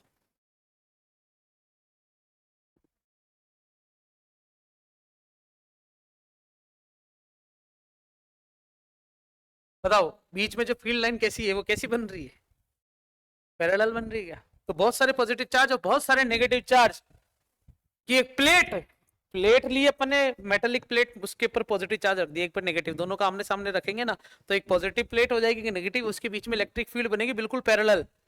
ये कंसेप्ट यूज होगा बच्चों कैपेसिटर में, उसे कहते हैं पैरेलल प्लेट कैपेसिटर। इतना डीपली तो 12th में भी नहीं बताया मैंने, अरमान खुश हो रहा है, अच्छा वो नहीं बताया। ठीक है आगे चले, ये भी हो गया क्वेश्चन। ये वाला पढ़ो बच्चों, क्या बोल रखा है इसमें, देखो कंडक्टर है, अगर ये मेटल स्फेयर है ना, तो इसका मतलब ये वाला और ये वाला ऑप्शन गलत हो गया। बताओ क्यों, क्योंकि कंडक्टर के अंदर इलेक्ट्रिक फील्ड लाइन एंटर कर ही नहीं सकती, इसका मतलब फर्स्ट सही होगा और फोर्थ सही होगा। अब कहते हैं कि इलेक्ट्रिक फील्ड लाइन हमेशा परपेंडिकुलर होनी चाहिए किसी भी सरफेस के, तो ये फोर्थ सही हो गया और ये गलत हो गया क्योंकि परपेंडिकुलर नहीं है। ये तुम्हारा एक पीवाईक्यू है बच्चों, कौन सा सन में आया ये मुझे पता नहीं, लेकिन एक पीवाईक्यू है। इलेक्ट्रिक फील्ड लाइन पे दो टाइप के क्वेश्चन बन सकते हैं, पहला इस टाइप के डायग्राम, दूसरा नल पॉइंट बताओ कितने हैं। तीन पॉजिटिव चार्ज दे देंगे, तीनों पॉजिटिव चार्ज के अंदर बीच में से पूछ लेंगे कि नल पॉइंट कितने हैं, चलेगा। नाउ हमारे पास अब जो है electric field of ring of charge, ready हो इसके लिए। मैं तुम्हें बता दूं बच्चों, जो रिंग होती है उसका डेरिवेशन तुम्हें याद कराने से अच्छा है मैं तुम्हें ये बता दूं कि डेरिवेशन का मेन मकसद क्या है ना, ताकि तुम याद रख सको कि इसमें से फॉर्मूला ही तो काम आएगा हमारे। या पूरा डेरिवेशन कराऊं बताओ, तुम जो बोलोगे वो करवा दूंगा। फॉर्मूला या डेरिवेशन है, फॉर्मूला क्रॉस कर ले।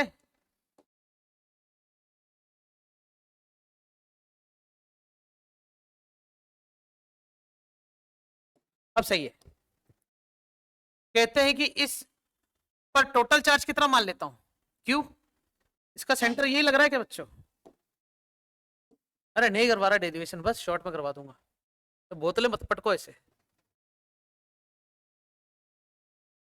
बताओ बच्चों इसकी रेडियस कितनी है, क्वेश्चन में दे रखी है क्या, हमें बोल रखा कि टोटल चार्ज क्यू है, circumference v, interest radius r दे रखी है, इलेक्ट्रिक फील्ड निकालनी है एट पॉइंट पी आउटसाइड और lies at the axis of the ring. Axis of the ring मतलब होता है रिंग, ये रिंग है, ये मेरा हाथ उसका एक्सिस है, जैसे ये रिंग है,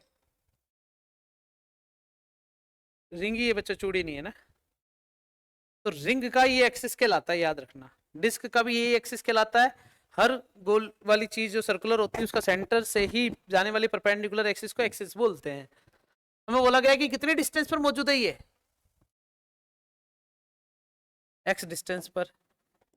तो बताओ यहां से यहां तक का ये जो पथ है इसे अपन क्या नाम दे देते हैं, आर। इस एंगल को क्या नाम दे देते हैं, मान लेते हैं कि छोटा सा जो मैंने लेंथ लिए, इसका चार्ज कितना मान लेता हूं, इस डी क्यू की वजह से जो फील्ड आएगी वो ऐसे ही आएगी क्या, इससे क्या नाम दे दिया, तुम पता है इस कंपोनेंट से ये एंगल थीटा है तो इधर भी कितना हो जाएगा डीई कोस थीटा, और इधर कितना आ जाएगा। अब सुनना ढंग से, कहानी ये कहती है कि हर छोटे छोटे चार्ज की वजह से क्या बार बार ऐसे इलेक्ट्रिक फील्ड लाइन बनेगी क्या, उस सबकी इलेक्ट्रिक फील्ड लाइन का नाम क्या दे देता हूं बताओ, ई बोलूंगा या डी ई बोलूंगा बताओ बच्चों, है डी ई सही है ना, चलता जा रहा मामला। अब ये डी ई मिलके कंपोनेंट देंगे किस किस टाइप के, डी कोस थीटा के और कैसे डी साइन थीटा। अच्छा डी साइन थीटा के कंपोनेंट कैसे होने वाले बताऊं, तुम सामने से देख रहे हो तो तुम्हें ऊपर नीचे दिख रहा है, इस डायग्राम को थोड़ा सा घुमा दो तो सामने से पता है कैसे दिखेंगे कंपोनेंट, समझ गए क्या, बहुत सारे, ये दोनों आपस में एक दूसरे को क्या कर देंगे बच्चों, कैंसिल आउट कर देंगे, जैसे ऊपर वाले ने इसको कैंसिल आउट कर दिया, सामने वाले ने पीछे वाले को कर दिया, टेढ़े वाले ने एड़े वाले को कर दिया और एड़े वाले ने टेढ़े वाले को कर दिया, तो बचा कुछ हमारे पास क्या है केवल, तो बताइए अगर मुझे नेट इलेक्ट्रिक फील्ड चाहिए तो मुझे इसका इंटीग्रेशन करना पड़ेगा डी कॉस थीटा का, electric field due to a point charge कितना है के क्यू बाई आर स्क्वायर, लेकिन मुझे डी क्यू चाहिए, डी चाहिए तो के डी क्यू, और डिस्टेंस कितनी है अभी मेरे पास आर स्क्वायर, बहुत बढ़िया। अब सुनो डी की वैल्यू रख देता हूं यहां पर मैं, तो कितना आ जाएगा ई बराबर इंटीग्रेशन कितनी है वैल्यू के डी क्यू अपॉन में आर स्क्वायर, और क्या बच रहा है कोस थीटा, चाहो तो कोस थीटा की वैल्यू भी निकाल लो बच्चों, पता है क्यों, क्योंकि मैं इन सबको पहले डिलीट कर देता हूं, जरूरत नहीं है ना इनकी।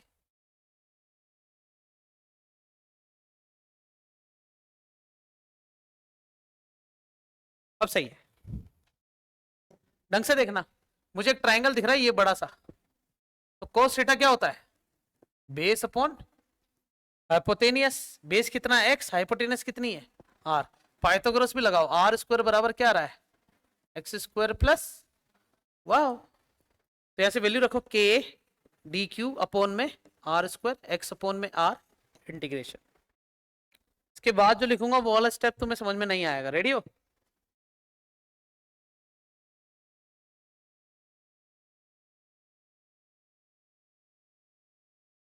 बोलो नहीं आया,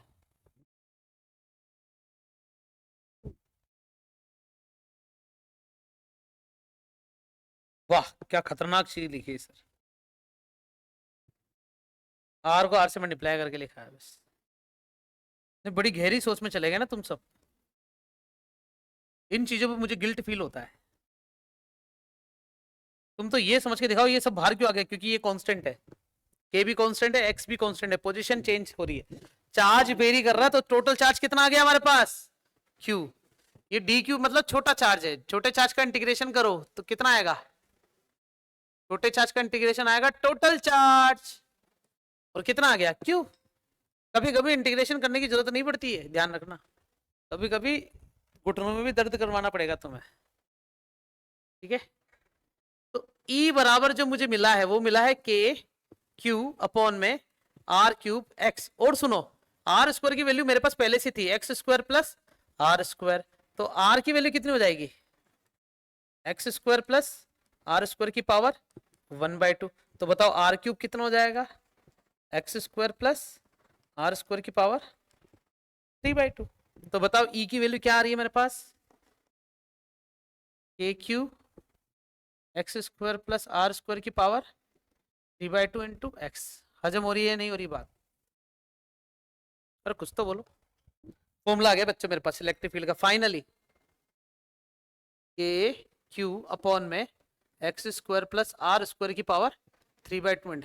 अब जब भी अपन ऐसा डेरिवेशन करते हैं ना उसमें केस जरूर लगाते हैं, केस नंबर 1 क्या हो सकता है, एक्स की वैल्यू 0 मतलब ये जीरो मतलब इस पॉइंट को उठा के कहाँ रख दे सेंटर पे, तो एक्स की वैल्यू यहाँ 0 रख दो, तो ई कितना आ रहा है, हाँ किसी भी रिंग के चारों तरफ से अगर इफेक्ट पड़ेगा तो नेट फील्ड कितनी हो जाएगी बच्चों हमारे पास 0 हो जाएगी, देखो बताता हूं, मैं इसको साफ किया, ये पैरेलल प्लेट था ना बच्चों, ओके किया, positive charge, positive charge, positive charge, positive charge, क्या होने वाला बताओ बच्चों, कुछ समझ रहे हो? सर जो भी हो रहा है बढ़िया ही हो रहा होगा, ऐसे लग रहा है किसी ने चोटी बांध दी है नीचे से, समझ गए क्या? तो बीच में जो पॉइंट आएगा ना, मैंने सर्कल थोड़ा सही से नहीं बना रखा है वैसे, थोड़ा दूर वूर कर देता हूँ, मेरे को लग रहा है एक चार्ज और आएगा इधर, है ना, नहीं तो लीक हो जाएगा मामला। रास्ता मिल गया एक तरीके से बाहर भागने का इनको। क्या तुम्हें दिख रहा है क्या, सेंटर पर एक पोजीशन मिली जिसे नल पॉइंट बोल दिया। नल पॉइंट वो पॉइंट होता है जहां पर नेट इलेक्ट्रिक फील्ड क्या होती है, जीरो। डेरिवेशन समझ में आ गया, और इसे सर्कल नुमा पे भी अगर अपन डिस्ट्रीब्यूट करेंगे चार्ज को तो उसमें भी ऐसा ही होगा, चलेगा बच्चा आगे? तो तुम देख रहे हो कि यहां पर मैंने जो ये डायग्राम बनाया है इसे कहते हैं चार्ज का डिस्ट्रीब्यूशन करना। क्या कहते हैं इसे बच्चों? चार्ज का डिस्ट्रीब्यूशन। तो चार्ज के डिस्ट्रीब्यूशन के अंदर जो कहानी बन सकती है वो क्या क्या हो सकती है, वो मैं तुम्हें इससे पहले बताऊं, इससे बाद में बताऊंगा ना। फिलहाल मैंने एक्स की वैल्यू आ रख दी, अब कुछ स्पेशल पॉइंट है, ये तुम्हें दिख गया होगा। एक्स की वैल्यू क्या रख दो, जीरो। तो जो मैंने तुम्हें भी बताया वो सब लिखा हुआ है, इसलिए इस पर चर्चा नहीं कर रहा। फिर बोल रहा है कि एक्स की वैल्यू क्या हो जाए बच्चों, आर से बहुत बड़ी। तो बताओ ई का फॉर्मूला क्या आया था हमारे पास, के क्यू एक्स अपॉन में x square plus r square की पावर। कहते हैं कि एक्स बहुत बड़ा आ जाए आर से, इसका मतलब एक्स एक ऐसी पोजीशन है जो किसी रिंग की क्या है बच्चों, ये देखो कैमरा इधर देखना, हाँ जहां तक तुम नहीं देख सकते बहुत दूर है।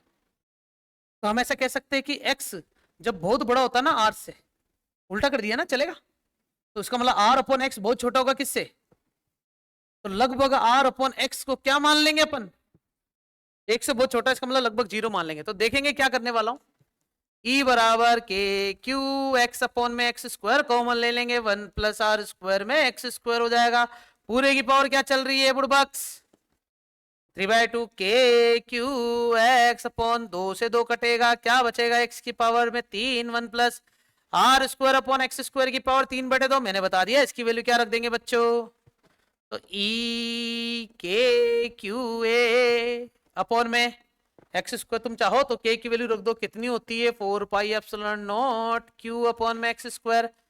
ये ई इधर आ जा बेटा, सही है, ई की वैल्यू मिल गई मुझे, क्या ये दिख रहा है फॉर्मूला, जब बहुत बड़ा हो। ये जो केस कहलाते हैं ना इसे कहते हैं बाइनोमियल। क्या कहते हैं बच्चों, तुमने ग्रेविटेशन में पढ़ा होगा बाइनोमियल थ्योरम के बारे में, कोई बात नहीं। आखिरी केस बचता है ये थर्ड वाला। थर्ड में होता है कि मैक्सिमम वैल्यू बताओ। अब मैक्सिमम वैल्यू के लिए स्टेप याद रखना बच्चों, पहले भी कर चुके, वापस कर लेना। स्टेप नंबर 1, तुम निकालो बच्चों डिफरेंशिएशन, डीई अपॉन में डीएक्स। तो तुम्हारे पास जो ई दे रखा है ना बच्चों, उसका डिफरेंशिएशन करने का मतलब होता है, किस किस का करेंगे, के क्यू अपॉन में x square plus r square की पावर कितना है, 3/2 इंटू एक्स। क्या इसका डिफरेंशिएशन किया जा सकता है, बिल्कुल कर सकते हैं, पता है किस फॉर्मूले से, u अपॉन में v से। तो मेरे पास स्पेस नहीं है तो क्या करें, मान ले कि बच्चों इतना होता है, या पूरा करके बताऊं, कोई बात नहीं, काम करे ना, तुम ट्राई करना, जब तुम इसका डिफरेंशिएशन करोगे तो वो मैं बहुत जल्दी लिख रहा हूँ ना, समझा नहीं रहा हूँ कि कैसे लिखा। यू अपन वी का फॉर्मूला लगा रहा हूँ, इसलिए के क्यू तो बाहर आ जाएगा, केवल और केवल डिफरेंशिएशन इसका हो रहा है, एक्स का हो रहा है और किसका हो रहा है, x square plus r square की पावर 3/2 का हो रहा है। कितना घटिया लिखा हुआ है, के क्यू बाहर, पहले नीचे वाले को छोड़ेंगे, ऊपर वाले का डिफरेंशिएशन 1 माइनस ऊपर वाले को छोड़ेंगे, इसका डिफरेंशिएशन, पावर आगे आएगी बच्चों, 3/2 पावर आगे एक्स प्लस आर स्क्वायर की पावर 1/2 बचेगी, प्लस एक्स स्क्वायर का भी तो होगा 2x, और नीचे इस पूरे की पावर कितना चल रही है, स्क्वायर। कहते हैं कि इसको स्टेप नंबर 2 होता है कि इसको बराबर क्या लिख दो, तुम सबको जीरो लिखोगे तो ये भी जीरो में चला जाएगा, जो क्यू क्यू है वो भी जीरो में चला जाएगा, जो जो बच रहा है वो लिख रहा हूं, x square plus r square की पावर 3/2। इधर जगह है अपने पास, बिल्कुल नहीं है, मैं भूल कैसे गया, मेरे पास ये भी तो है। सबको जीरो में भेज दो बच्चों। X square plus r square की पावर कितनी चल रही है 3/2 माइनस 2 से 2 कटेगा, एक्स इंटू एक्स क्या आ जाएगा एक्स स्क्वायर इंटू 3, और क्या चल रहा है, कहते हैं कि 1.5 में से आधा कॉमन ले लो, क्या बच रहा है, पूरा बचेगा इधर से, तो बराबर में जीरो चल रहा है बच्चों, माइनस कितना चल रहा है 3x स्क्वायर बराबर जीरो। एक तो ये भी जीरो में भेज दो तो बचेगा क्या, एक्स स्क्वायर इससे काट दो तो बचेगा माइनस का 2x स्क्वायर प्लस का आर स्क्वायर बराबर जीरो, तो 2x स्क्वायर बराबर आर स्क्वायर, तो एक्स स्क्वायर बराबर आर स्क्वायर बाई 2, फिर x की वैल्यू कितनी हो जाएगी r/√2। तो ये पोजीशन मिली जहां पर इसकी वैल्यू मैक्सिमम होगी, इसलिए तुम देख रहे हो कि ये ग्राफ धीरे धीरे पहले बढ़ा, फिर मैक्सिमम हुआ, फिर बाद में क्या होगा, तो तुम कह सकते हो कि ये रिंग थी, रिंग के सेंटर पे जीरो था, रिंग के r/2 पर तो बहुत बड़ा धीरे धीरे, फिर एक टाइम बाद ये रुक गया, फिर और दूर गया, और दूर मतलब r की वैल्यू जो है वो बहुत छोटी हो जाए x से, समझ गए क्या, x बहुत बड़ा हो जाए, बहुत बड़ा, बहुत इंक्रीज हो जाए, तो जब x की वैल्यू बहुत बड़ी हो जाती है ना, तो उसका डायग्राम कैसा बनता है देख रहे हो क्या, कि q अपॉन में एक्स स्क्वायर, और एक्स स्क्वायर का ग्राफ कैसा बनता है, याद आ रहा बच्चों, ये 1/x² का ग्राफ है, ये कैसा ग्राफ है, इंक्रीजिंग वाला ग्राफ है। अच्छा, इंक्रीजिंग ग्राफ में याद रखना पावर हमेशा क्या होती है बच्चों, क्या यहाँ पर तुम्हें 3/2 देखने को मिला, बिल्कुल मिला था। तो ये रिंग वाला, अब तुम रिंग वाले में डेरिवेशन याद नहीं रखोगे, तुम्हें क्या याद रखना पड़ेगा बताओ बच्चों, तुम्हें सिर्फ और सिर्फ ये प्रॉपर्टी याद रखनी पड़ेगी, तीनों प्रॉपर्टी, और वो फॉर्मूला भी याद रखना पड़ेगा तुम्हें, फॉर्मूला गायब हो गया, अब जो है यही है, हाँ सही है, और आ गए तो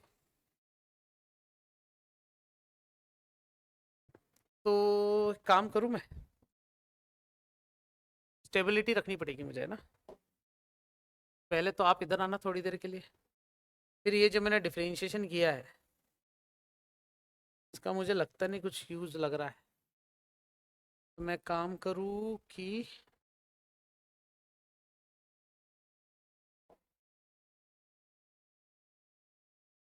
इस पूरे को इसके आमने सामने रख देता हूँ, ये सब एक साथ आ गया, ठीक है, पीडीएफ में जूम करके देखोगे तो तुम्हें मिल जाएगा।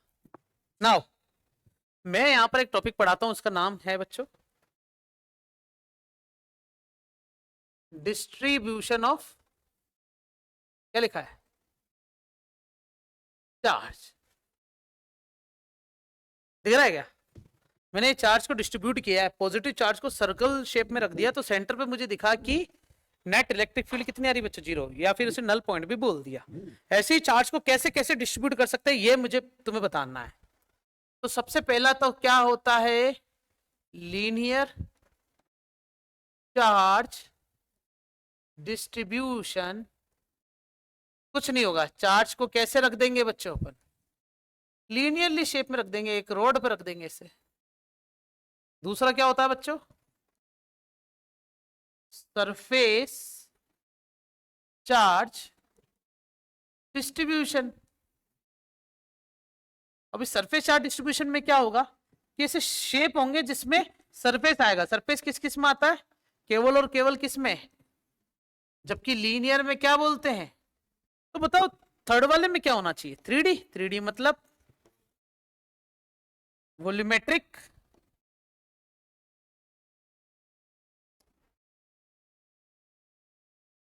चार्ज डिस्ट्रीब्यूशन,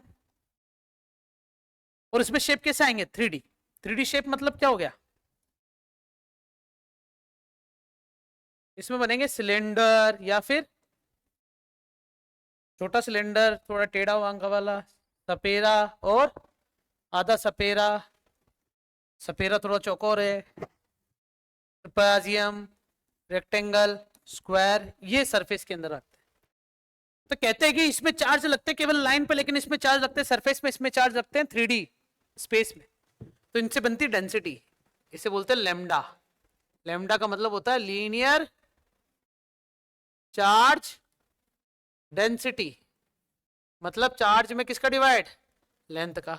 सिग्मा मतलब क्या होता है बच्चों, सरफेस चार्ज डेंसिटी, तो चार्ज में किसका डिवाइड, एरिया का। रो मतलब क्या होता है, volumetric charge density.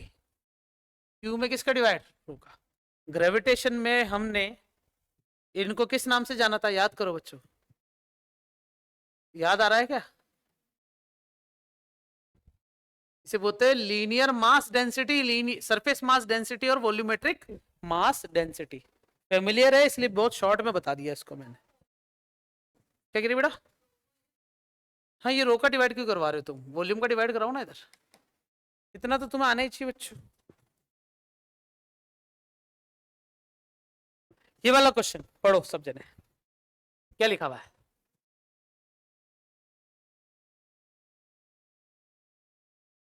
A charge 1 microcoulomb is placed at that point. Find the electric field at point P. बस, तो उसको बनाने के लिए मैं ऐसा करूंगा, एक, दो, तीन। पॉइंट कहां पर है बच्चों, 1 2 4। यहां पर कौन मौजूद है बच्चों, 1 माइक्रोकूलम ऑफ चार्ज मौजूद है, ठीक है। और कहता है कि find the electric field at point P.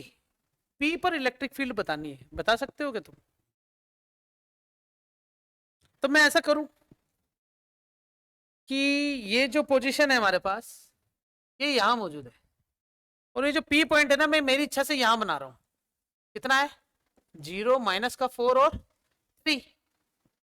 तो तुम इन दोनों के बीच में अगर वो वेक्टर बता दो, कौन सा वेक्टर, क्या बोलते हैं, याद आ रहा है, डिस्प्लेसमेंट वेक्टर। तो काम हो सकता है कि नहीं हो सकता तुम्हारा? इलेक्ट्रिक फील्ड का बेसिक फॉर्मूला होता है बच्चों के क्यू बाई आर स्क्वायर। लेकिन अगर नेट इलेक्ट्रिक फील्ड चाहिए, मैग्नीट्यूड मैग्नीट्यूड कुछ नहीं बोला है, तो के क्यू बाई आर स्क्वायर का क्या कर देना, कैप। तो तुम्हें आर की वैल्यू चाहिए इस आर की, तो इसको क्या बोल दोगे, R1, और इसे क्या बोल दोगे, R2। और तुम्हें यहां से यहां तक, मुझे बताओ ये चार्ज इस पर फील्ड बताएगा, या उल्टा बोलता हूं, ये चार्ज पॉजिटिव है या नेगेटिव है, पॉजिटिव। इसका मतलब इसकी इलेक्ट्रिक फील्ड कहां जाएगी, बाहर की तरफ। तो तुम्हें एक ट्राइंगल दिख रहा है इधर से, कैसा दिख रहा है, ओ क्यू पी। इस बार इसको क्यू मानना पड़ेगा क्योंकि ये पॉइंट पी दे रखा है मुझे। ट्राइंगुलर रूल याद आ रहा है बच्चों, क्या होता है बताओ, दो कॉन्टिन्यूस वेक्टर का सम तीसरे के बराबर। तो इसका मतलब O Q vector plus q P vector किसके बराबर हो जाएगा, ओपी वेक्टर के। तो बताओ ओ क्यू पी वेक्टर क्या हो जाएगा हमारे पास, OP vector minus O Q vector. बताओ जरा, ओपी की वैल्यू कितनी है हमारे पास, R2 वेक्टर। ओ क्यू की वैल्यू कितनी है, R1 वेक्टर। तो मैं इन सबके वेक्टर पता चल गए बच्चों। R1 कितना हमारे पास, 1 आई कैप प्लस 2 जे कैप प्लस 4 के कैप। और R2 वेक्टर कितना है, 0 आई कैप माइनस 4 जे कैप प्लस 3 के कैप। तो R2 माइनस R1 की वैल्यू क्या आएगी बताओ, 0 में से 1 माइनस करेंगे तो माइनस का 1 आई कैप, 4 में से 2 माइनस करेंगे माइनस का 6 जे कैप, 3 में से 4 जाएगा तो माइनस का के कैप। फाइनल आंसर लिख रहा हूं, आई कैप प्लस 6 जे कैप प्लस के कैप। किसकी वैल्यू मिली है बच्चों मुझे, तो मैग्नीट्यूड बताओ क्या आएगा, माइनस तो हट ही जाएगा, 1 का स्क्वायर प्लस 6 का स्क्वायर प्लस 1 का स्क्वायर, 1 प्लस 36 प्लस 1 कितना हो जाएगा, 38। और कुछ लिख सकते हैं क्या 38 को, 19 दूनी 48 नहीं लिख सकते है ना, तो 38 ही रहने दो उसको, है ना। क्या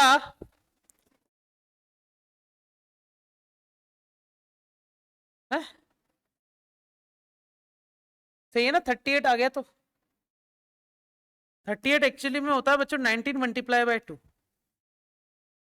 एग्जैक्ट आंसर क्यों निकाल रहा हूं, हाँ नहीं मैं नहीं करूंगा अभी, देखो तो सही, मैंने कुछ लिखा ही नहीं है। अब सही है, अब सुनो। अच्छा, मैं अपन को सब कुछ दे रखा है, क्यू भी तो दे रखा है 1 माइक्रोकूलम। तो के की वैल्यू होती है 9 into 10 to the power 9। Charge कितना हमारे पास 1 माइक्रो की वैल्यू 10 की पावर माइनस का 6 अपॉन इसका क्यूब करना है, तो इसका क्यूब कर सकते हो बच्चों, तो कितना आएगा 38 रूट 38 प्लस आर, ये वेक्टर चल रहा है क्या हमारे पास, कितना है वेक्टर, माइनस का आई कैप माइनस का 6 जे कैप माइनस का के कैप। अब रूट 38 की वैल्यू होती है बच्चों 6.1, 36 के आसपास है ना, इसलिए तुक्का मार के 6.1 ही लिख दिया, 2 भी नहीं लिखूंगा। तो 9 को इससे काट दू, 9 चौक 36 हो गया बच्चों, 9 को इससे काट दू 3 हो गया, ये 9 चौक 36 हो गया, और इसे 6 ही लिख दूंगा, 6 चौक 10 हो जाएंगे। हाँ देखो ना,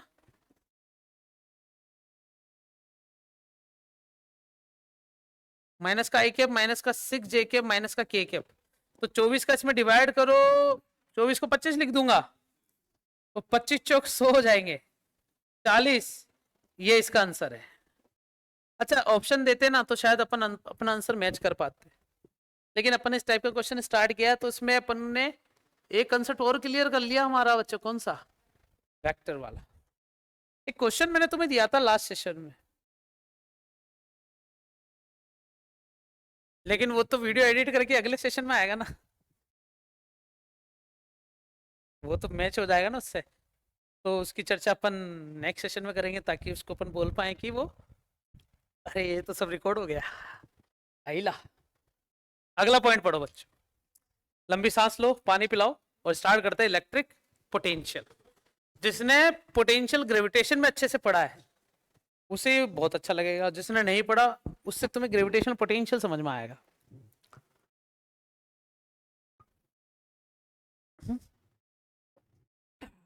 और शौर्य क्या हाल है बेटा, जीवड़ो राजी,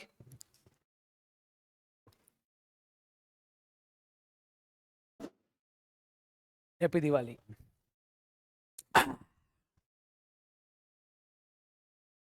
क्या लिखा बच्चों, इलेक्ट्रिक पोटेंशियल, ग्रेविटेशनल पोटेंशियल के बारे में बताओ, क्या पढ़ा था अपन ने कि इनफाइनाइट से किसी मास को किसी भी बड़े मास की फील्ड में लाने के लिए किया गया work done per unit mass. घास काट दूं या पूरे ढंग से बताऊं,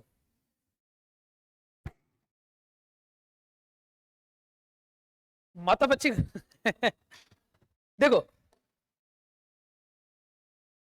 सबसे पहले, यार ये बाल्टी क्यों बना रखी है यहाँ पे, मैंने इस बाल्टी की तो चर्चा ही नहीं करी। ओह वाह बच्चों, ये एक चार्ज फील्ड है ना, बाल्टी है ना इधर, ये सही है, अच्छा लग रहा है ना। कहते हैं कि इसके अंदर है ना कौन मौजूद था, हस्तर। हस्तर जानते कौन है, है? है? हाँ तुम्बाड़ का हस्तर, हस्तर है ना हस्तर, वो इस फिक्स पॉइंट पर अपनी फील्ड जनरेट कर रहा, पता चारों तरफ से, कभी यहां पे भी चल सकता है वो, ऐसे चलता है वो, है ना बच्चों, समझ गए क्या, हस, असुर है असुर, दीवार पे है, दोनों हाथ रखे दोनों पैर रख के चल सकता है ऐसे उल्टा। और पता है बीच में क्या पड़ा हुआ है, गोल्ड, लोग लालच में इस गोल्ड को लेने आते हैं और देखते नहीं कि अस्तर भी है कहीं, और बस काम हो जाता है, गोल्ड वहीं का वहीं रह जाता है। ठीक है, तो हस्तर से कटवाने के लिए, बटका भरवाने के लिए, हाँ हाँ बच्चों तुम्बाड़ की बात कर रहा हूं मैं, वो इसको बता रही है, अरे भाई ये पिक्चर है, टॉपिक नहीं है। टॉपिक क्या है कि यहां पर कौन पड़ा था बच्चे, एक कहां पर पड़ा था, इनफाइनाइट पे, और उसको उठा के कहां लेके आए अपन, हस्तर के घर में। लेकिन घर में लाने की जरूरत नहीं है, हस्तर कह रहा है यही आ जाओ बटका, तो यही भर जाऊंगा मैं, सही है क्या, सिर्फ यहां तक आ जाओ। तो कहते हैं कि वो जब यहां से आया तो बीच में कहीं चाय पीने रुका, कितनी दूरी तक के लिए चाय पीने के लिए रुका है, dx, तो उसने हिसाब लगाया कि मैं अभी भी मेरी डेस्टिनेशन से कितना दूर हूं, मैं x दूर हूं, कितना हूं, और ये जो डेस्टिनेशन है ये कितनी है, नहीं,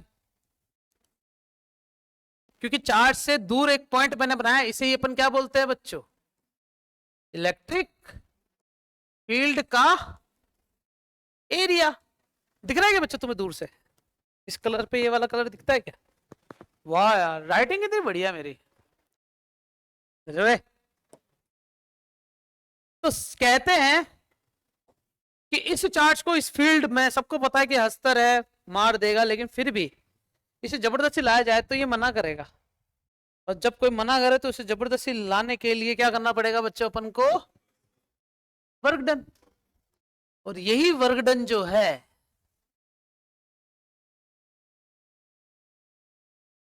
का फॉर्मूला होता है फोर्स इनटू डिस्प्लेसमेंट। मुझे बताओ किसी एक चार्ज का दूसरे चार्ज के बीच का जो फोर्स होगा वो क्या आएगा? के Q Q not upon x square. रखो इधर। तो जो छोटा वर्गडन आ रहा है मेरे पास, k Q Q not upon में एक्स स्क्वायर इंटू में डी एक्स। तो कहते हैं कि टोटल वर्गडन निकालने के लिए तुम्हें वर्गडन का इंटीग्रेशन करना पड़ेगा और इसको बाहर ले लेंगे। स्टार्ट कहां से किया? लेके कहां तक आना है? सिर्फ यहां तक। कितनी डिस्टेंस तक सेंटर से? अच्छा, ये जो डिस्टेंस नापी है मैंने इनफाइनाइट, कहां से मेजर की है? सेंटर से। और तुम्हें इसको उठा के इसके सेंटर तक नहीं ले जाना। कहां तक ले जाना? केवल कुछ कुछ कुछ सही, सिर्फ यहीं तक ही लेके आना। इसीलिए ए क्यू क्यू नॉट इंटीग्रेशन आता है 1/x² का। इनफाइनाइट से आर की लिमिट लगानी आती है तो माइनस का 1/r और माइनस माइनस प्लस हो जाएगा 1/इनफाइनाइट। इसे कहते हैं उचली सीमा, क्या कहते हैं? ऊपरी सीमा और निचली सीमा। उचली सीमा और निचली सीमा, अपर लिमिट और लोअर लिमिट। तो यहां पर ये तो क्या हो जाएगा? शून्य। क्या बचेगा? माइनस का के क्यू क्यू नॉट अपॉन में आर इज इक्वल टू क्या चल रहा है बच्चों? Work done. अब मैं इस वर्क डन को जो मैंने किया है, ये जो वर्क डन मैंने किया है, क्या किया है मैंने बच्चों? किसने किया है? मैंने। क्या किया है? किसने? रंजना ने। तो ये वाला स्टेप जो लिख रहा हूं ये समझ के दिखाओ तुम, तो जो मैंने यहां लिखा है।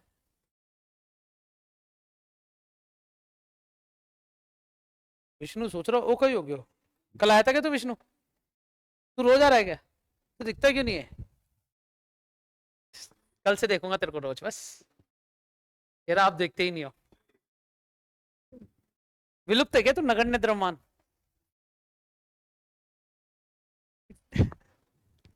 विष्णु टेस्ट मास। अरे सही लिखा है क्या? कुछ समझ में आया क्या करा मैंने? पता नहीं इसमें क्यों दिमाग लगा रहे हो। अब लिखूंगा असली चीज तो।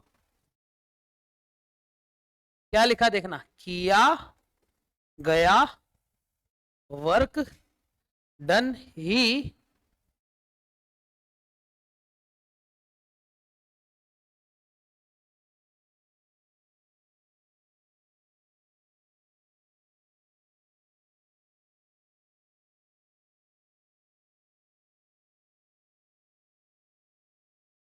क्या लिखा है बच्चों? देखो, ये जो किया गया वर्क डन है ना, यही क्या है? लगाई हुई एनर्जी के बराबर होगा। और इसी लगाई हुई एनर्जी को पता क्या बोलते हैं बच्चों? Potential energy. क्या बोलते हैं बच्चों? Potential energy. and that potential energy is represented by किससे रिप्रेजेंट करेंगे बच्चों? यू से। और पता है, और देखो और देखो और देखो और देखो, ये डेरिवेशन यहां से स्टार्ट हुआ है, ऐसे चल के वापस यही घुस जाएगा, देखना बच्चों। क्योंकि energy is conservation. Energy neither be created nor be destroyed. जो काम तुमने करके दिया है, मैंने तुम्हारा माल वापस लाके दिया है। सही है? जितना पैसा लिया उतना काम करके दिया। तो जो पैसा है, पैसा ये वो क्या है? और जो खर्चा है वो क्या है? इसका मतलब मुझे खर्चा निकालना है। अभी तो मैंने ये निकाला है कि खर्चा कर कौन रहा है। ये पोटेंशियल एनर्जी है, लेकिन मेरा टॉपिक क्या है? पोटेंशियल। खर्चा किस पे हो रहा है, इसने ये तो बताया खर्चा किस पे हो रहा है, हमें निकालना खर्चा कितना हो रहा है। हमें इस बात से फर्क नहीं पड़ना चाहिए कि खर्चा किस पे हो रहा है। तो कहते हैं कि ये जो वर्क डन आया के क्यू क्यू नोट अपॉन में आर, इसमें क्यू नोट का कर दो डिवाइड, तो डब्ल्यू अपॉन में क्यू नोट बराबर क्या आ जाएगा, समझ गए क्या। और इसे ही बोलते हैं वीजी, सॉरी सॉरी, इसे बोलते हैं वी, क्या बोलते हैं बच्चों, वी। वी मतलब potential. Work done in bringing a unit positive charge, that is q naught, from where, infinite to any point, keep the kinetic energy is constant, is termed as potential energy at that point charge। तो ये kinetic energy है ना बच्चों, क्या मैंने इसी energy को क्या बोल दिया बच्चों, अब से पोटेंशियल एनर्जी बोल दिया क्या भैया। स्टेटमेंट में काइनेटिक है, मैंने बोला पोटेंशियल, ऐसा कैसे पॉसिबल है, क्योंकि जब इसको लेके आए थे तब मोशन था। ऐसा हो गया कि बच्चों एक स्प्रिंग है, कोई पकड़ के स्प्रिंग को यहाँ लेके आया, वेलोसिटी देख लेके आया होगा काइनेटिक एनर्जी, और यहाँ पर ले जाके स्टेशनरी रख दिया, तो कौन सी एनर्जी में स्टोर हो गया ये, पोटेंशियल एनर्जी। और जैसे इसको छोड़ूंगा तो वापस क्या होगा, धक्को देर बार काट, काइनेटिक एनर्जी। ओके तो finally we have the formula out there. So now आगे चल लो बच्चों, ये सब तुमने पोटेंशियल में पढ़ा था ग्रेविटेशन के अंदर, याद करो बच्चों। फोर्स का फॉर्मूला क्या था, के क्यू क्यू नोट अपॉन में, इलेक्ट्रिक फील्ड का फॉर्मूला क्या था, पोटेंशियल एनर्जी का फॉर्मूला क्या था, और पोटेंशियल का फॉर्मूला क्या हो गया। अच्छा लग रहा है, चारों फॉर्मूले सामने आ गए। पोटेंशियल और इलेक्ट्रिक फील्ड दोनों में टेस्ट चार्ज गायब हो गया, जबकि फोर्स में और पोटेंशियल एनर्जी में दोनों है। नीचे से आर स्क्वायर गायब हुआ है बच्चों, दिख रहा है, फोर्स और इलेक्ट्रिक फील्ड में आर स्क्वायर है, दोनों इनवर्स स्क्वायर लॉ को फॉलो करते हैं, जबकि पोटेंशियल और पोटेंशियल एनर्जी केवल आर पर निर्भर करते हैं। और देखो, और तो क्या ही दिखाऊं, काफी इतना, ये सिर्फ याद रखने के हिसाब से। हाँ एक चीज और बता रहा था, दोनों में माइनस आएगा, बताओ क्यों आया माइनस, क्योंकि मुझे इनफाइनाइट से किसी चार्ज को लेके आने में वर्क डन करना पड़ा। जब मुझे किसी सिस्टम पे वर्क डन करना पड़े, दैट इज कॉल्ड नेगेटिव। ठीक है, पॉइंट नंबर 1, प्रॉपर्टीज, क्या लिखा हुआ है, electric potential at infinite is taken to be 0। ये भी कोई बताने की जरूरत है, समझ गए बच्चों। एस्टेरॉइड जानते हो,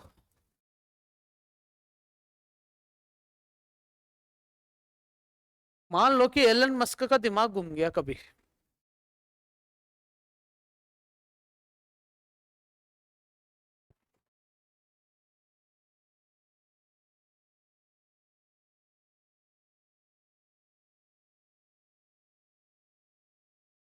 ठीक है, अब सही है।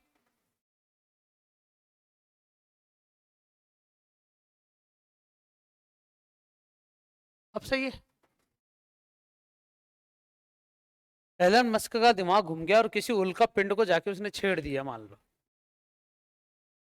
एक मिसाइल से उसको काइनेटिक एनर्जी दे दी, भट बोला निकल इस ऑर्बिट से और जा अर्थ के पास, और पूरा कैलकुलेशन करके करा उसने, मान लो कि अर्थ जब अपने रोटेशन पे आराम से वॉकिंग पे चलती रहेगी और उस समय यूएसए टॉप पे रहेगा, और यूएसए के लाइन ऑफ एक्शन से एलन मस्क ने उस एस्टेरॉयड को 2 साल पहले छेड़ दिया था कहीं जाके, तो वो उस ऑर्बिट से निकल के एक पाथ की तरफ स्पेस में चलता रहा चलता रहा चलता रहा, 2 साल बाद यूएसए पर वो आके गिर गया, पूरी कैलकुलेशन के साथ हुआ, मान लो ये।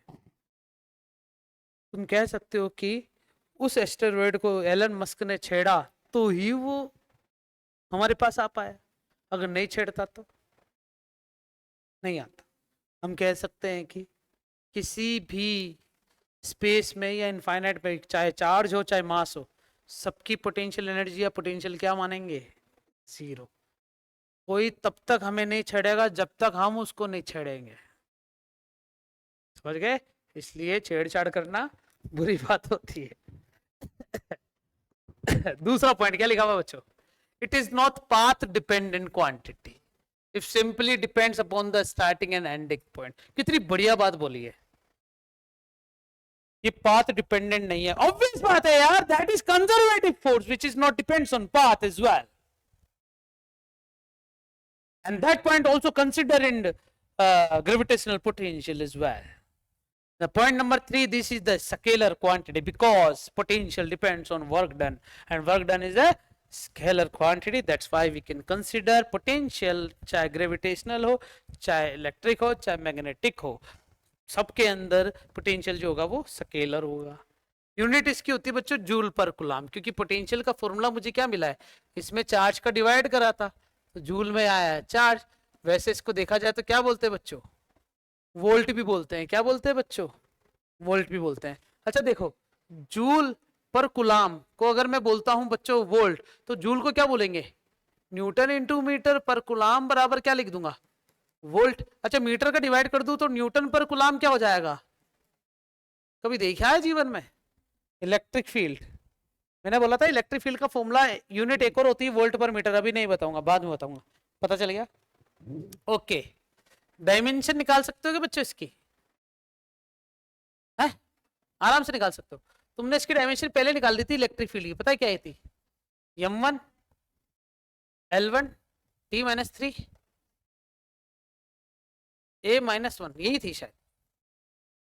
तो अगर E बराबर वोल्ट पर मीटर होता है, m को इधर मल्टीप्लाई करते हो, V बराबर क्या हो जाएगा em, इसका मतलब इसको L से और मल्टीप्लाई करते हो तो क्या आ जाएगा m1 l2 t-3 और a माइनस का 1। नहीं तो तुम डायरेक्ट फॉर्मूला भी लगाओ बच्चों पूरा वाला, कैसा, वोल्ट का फॉर्मूला क्या होता है, work done upon charge. Work done होता है 122, आया नहीं, और चार्ज कितना होता है a1 t1, तो क्या हो जाएगा m1 l2 t-3 a minus का 1, चलेगा, अच्छा है। फिर potential due to the positive charge is positive and potential due to the negative charge is negative. Here potential being positive and negative implies where the work done is जो line इसमें लिखी है वो उसका मतलब ये है कि वर्क डन नेगेटिव चार्ज के लिए नेगेटिव होगा, पॉजिटिव चार्ज के लिए पॉजिटिव होगा, जो भी है। कहते हैं कि हमारे पास जो v का फॉर्मूला आया था ना वो माइनस का, सॉरी, के क्यू अपॉन में आर है ना, तो ये माइनस तो क्या बता रहा है, वर्क डन नेगेटिव हुआ है, इसलिए ये माइनस सिर्फ ये बताता है कि वर्क डन किया है इसलिए नेगेटिव। माइनस को हटा दो तो v का फॉर्मूला मेरे पास के क्यू बाई आर ही रहेगा। अब जब क्यू की वैल्यू पॉजिटिव होगी तो पॉजिटिव रख देना, क्यू की वैल्यू नेगेटिव होगी तो नेगेटिव रख देना, कोई बड़ी बात नहीं, न्यूमेरिकल पॉइंट ऑफ व्यू से बताइए। लाइन अगली प्रॉपर्टी पढ़ो, क्या लिखा हुआ है, potential due to a point charge निकाल चुका हूं बच्चे, फॉर्मूला क्या आया था, के की वैल्यू रख दी 1/4 पाई एप्सिलॉन नॉट, तो पता चलता है कि पोटेंशियल जो है वो इनवर्स स्क्वायर फॉलो नहीं करता, वो सिर्फ इनवर्स लॉ को फॉलो करता है, सही है। फिर कहते हैं कि total potential for the system of charge, इसे पता क्या बोलते हैं, सही है ना। अब एक्चुअली में सुपरपोजिशन प्रिंसिपल वर्ड तभी यूज में लेते हैं जब वेक्टर क्वांटिटी हो, लेकिन स्केलर है ये, इसलिए यहाँ पर सुपरपोजिशन वर्ड नहीं लिखा है, इसलिए ग्रुप ऑफ चार्ज बोल दिया या सिस्टम ऑफ चार्ज बोल दिया, ठीक है। Electric field is gradient of electric potential, इसका मतलब बताता हूं बच्चों, याद करो बच्चों, याद करो, ये कभी देखा है तुमने, ग्रेविटेशनल पोटेंशियल में देखा है ना, del upon del X I के plus del upon del Y J के plus del upon del Z K into में क्या चल रहा है बच्चों, v चल रहा है, बहुत बढ़िया। इसके क्वेश्चंस भी कर रहे थे ग्रेविटेशन में अपन ने, फिर से करेंगे अपन अगर मौका मिलेगा तो। और देखो अगर तुम्हें वर्क डन निकालने की जरूरत पड़ जाए तो आराम से निकाल सकते हो। वर्क डन क्या होता है बच्चों, फोर्स इनटू डिस्प्लेसमेंट, ऐसे भी लिख सकते हो, या फिर फॉर्मूला है के क्यू क्यू नोट अपॉन में आर, और इसकी वैल्यू v भी हो सकती है क्या, v में किसको डिवाइड कर दो, क्यू नोट का, सही है क्या, इसे क्यू वी भी लिख सकते हैं, तो क्यू का मतलब क्यू नोट, v का मतलब v potential. Potential of the earth is taken to be zero, earth का पोटेंशियल जीरो क्यों होता है बता देता हूं, है ना, क्योंकि अर्थ एक क्या है बच्चों, बिग कंडक्टर है, दुनिया का सबसे बड़ा कंडक्टर हमारे लिए भी अर्थ है, कंडक्टर है लेकिन इस पर जितने पॉजिटिव चार्ज है उतने के उतने क्या है, तो नेट पोटेंशियल क्या बनाते हैं पता है ये। इसलिए कहते हैं कि अगर हमारे घरों में अर्थिंग ना हो तो घर में कभी भी इलेक्ट्रिसिटी को लेकर आग लग सकती है। तो तुमने देखा होगा कि घरों में वायरिंग करते समय एक अर्थिंग वायर जरूर छोड़ी जाती है। तुम्हें पता नहीं कहाँ छोड़ी जाती है, कैसे अर्थिंग बनाई जाती है, लेकिन तुम्हें ये तो पता है कि अर्थिंग है। कभी कभी बात करते हुए सुना होगा कि अर्थिंग आ रही है, जब उस जमीन पे पैर रखते ही करंट आने लग जाए, अर्थिंग हो रही है। तो एक्चुअली वास्तविकता ये होता है कि अर्थ का पोटेंशियल 0 होता है। अगर मैं तुम्हें कहूं ये क्या है बच्चों, हॉट बॉडी, ये क्या है बच्चों, कोल्ड बॉडी। क्या हॉट बॉडी और कोल्ड बॉडी आपस में एक दूसरे में ट्रांसफर कर सकते हैं क्या? हॉट बॉडी और कोल्ड बॉडी को एक दूसरे के साथ जोड़ के रख दिया मैंने टच करके, तो क्या होगा, हीट का फ्लो होगा। क्यों होगा? क्योंकि दोनों का टेम्परेचर अलग है, हीट एक एनर्जी है। वैसे ही यहां पर चार्ज का फ्लो होता है। जो बादल होते हैं ना, बादल,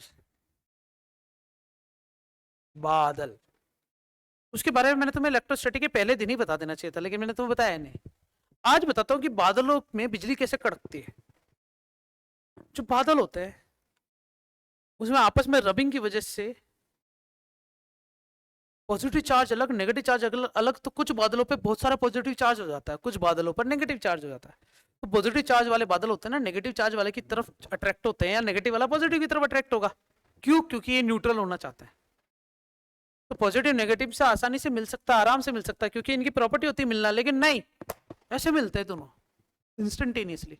इसलिए बादल जब दूसरे पॉजिटिव और नेगेटिव एक दूसरे को अनलाइक चार्ज आपस में मिलते हैं ना, तो बादल आपस में एक दूसरे से मिलके एक एनर्जी लॉस करते हैं। तो वो एनर्जी दो प्रकार की हो सकती है, या तो लाइट में या फिर साउंड में। इसलिए बिजली कड़कती हुई हमें दिखती है। लेकिन मान लो कि कोई बादल है, उसमें बहुत सारा नेगेटिव चार्ज है, और वो चारों तरफ ढूंढ लिया उसने कि कहीं पॉजिटिव चार्ज नहीं मिल रहा, मिल रहा था छोटा मोटा ही मिल रहा है, मुझे ज्यादा चाहिए। तो उसके परिणाम नेगेटिव चार्ज की अधिकता होने की वजह से उसका पोटेंशियल बहुत बड़ा हो जाता है, राइज हो जाता है। तो वो सब पोटेंशियल को संभाल नहीं पाता, इसलिए उसे लोअर पोटेंशियल वाला ऑब्जेक्ट चाहिए, और वो किसके पास होता है। इसलिए बिजली सीधी कहाँ कड़कती है, जमीन पे बिजली गिरा, तुमने सुना होगा किसी किसान पर बिजली गिर गई, खेत में बिजली गिर गई। अधिकतर खेत, किसान, पेड़ पे बिजली क्यों गिरती है? ये बड़े बड़े टावर्स पे बिजली क्यों नहीं गिरती है? क्योंकि जो बड़े बड़े टावर्स होते हैं ना, उनके पास खुद का एक अर्थिंग एंटीना होता है। टावर जो भी बनाता है ना, बुर्ज खलीफा हो गए, कुछ भी हो गए, तुमने देखो इनके टावर के ऊपर इनका खुद का एक एंटीना होता है, जो कि डायरेक्ट कनेक्टेड होता है अर्थ से, कि बिजली जब उसको पकड़ती है ना, कहते हैं कि जल्द से जल्द उस बादल को जो पोजीशन मिल गई वो उस पर अटैक करेगा। तो सबसे लंबी जो बिल्डिंग होगी उसी पर अटैक करेगा। जैसे उस पर अटैक करा, बिजली गिराई, एक बिल्डिंग ली अपन ने, स्पेस होना चाहिए मेरे पास, एक बिल्डिंग ली, बिल्डिंग पे एंटीना लगाओ बच्चों, बिजली पता है कैसे गिरेगी? इस पे गिरेगी। पता क्यों? क्योंकि एंटीना डायरेक्ट कनेक्टेड है किससे, तो बिल्डिंग वाले जो ओनर है उन्होंने खुद ने क्या कर रखा है, इस बिजली को या बादल को अर्थिंग की पोटेंशियल देने के लिए एक एंटीना खुद ने छोड़ रखा है, ताकि डायरेक्ट से सप्लाई हो जाए। इसका पोटेंशियल मान लो बहुत ज्यादा है, वो इससे कनेक्ट हो गया, अपने पोटेंशियल को क्या कर देगा, डाउन कर देगा, न्यूट्रल हो जाएगा। बिजली गिरने का मतलब ये होता है। अब हम बात करते हैं खेत खलिहानों की, जहां पर बड़ी बड़ी बिल्डिंग नहीं होती। तो सबसे लंबी हाइट किसकी होती होगी वहां पर? पेड़ों की। पेड़ में भी अलग अलग प्रकार के, सूखे पेड़ है, गीले पेड़ है। तो गीले पेड़ पे कभी बिजली गिरते हुए सुना है तुमने? बिल्कुल गिर सकती है भैया, हाइट से फर्क पड़ता है इसको, गीले सूखे से फर्क नहीं पड़ता। तो मान लो किसी खेत में सबसे ऊंचा पेड़ जो है उस पर बिजली गिर सकती है। मान लो किसी खेत में एक ही पेड़ है बस, तो किस पे बिजली गिरेगी? और खेत में पेड़ ही नहीं है, किस पे बिजली गिरेगी? बैल पे, गाय पे, जिनावर पे। बकरी पे नहीं गिरेगी, क्योंकि बकरी से ज्यादा हाइट तो मेरी है, पहले मेरे पे गिरेगी। तो किसान पर बिजली गिरी। तो कहते हैं कि खेत खलिहानों में या बड़े बड़े तूफानों में, जंगल से अगर तुम गुजर रहे हो, तो किसी पेड़ के नीचे अपने आप को व्यवस्थित सोचो कि मैं स्वस्थ रहूंगा, सेफ रहूंगा, मैं गीला होने से बच जाऊंगा। तो तुम गीले होने से तो बच जाओगे, लेकिन फिर गंगा किनारे तुम्हें जो गीला किया जाएगा वो तारीफ काबिल हो सकता है बच्चों, वो तुम्हारी जिंदगी के आखिरी पल भी हो सकते हैं। इसलिए कभी भी ज्यादा तूफान बिजली कड़के तो किसी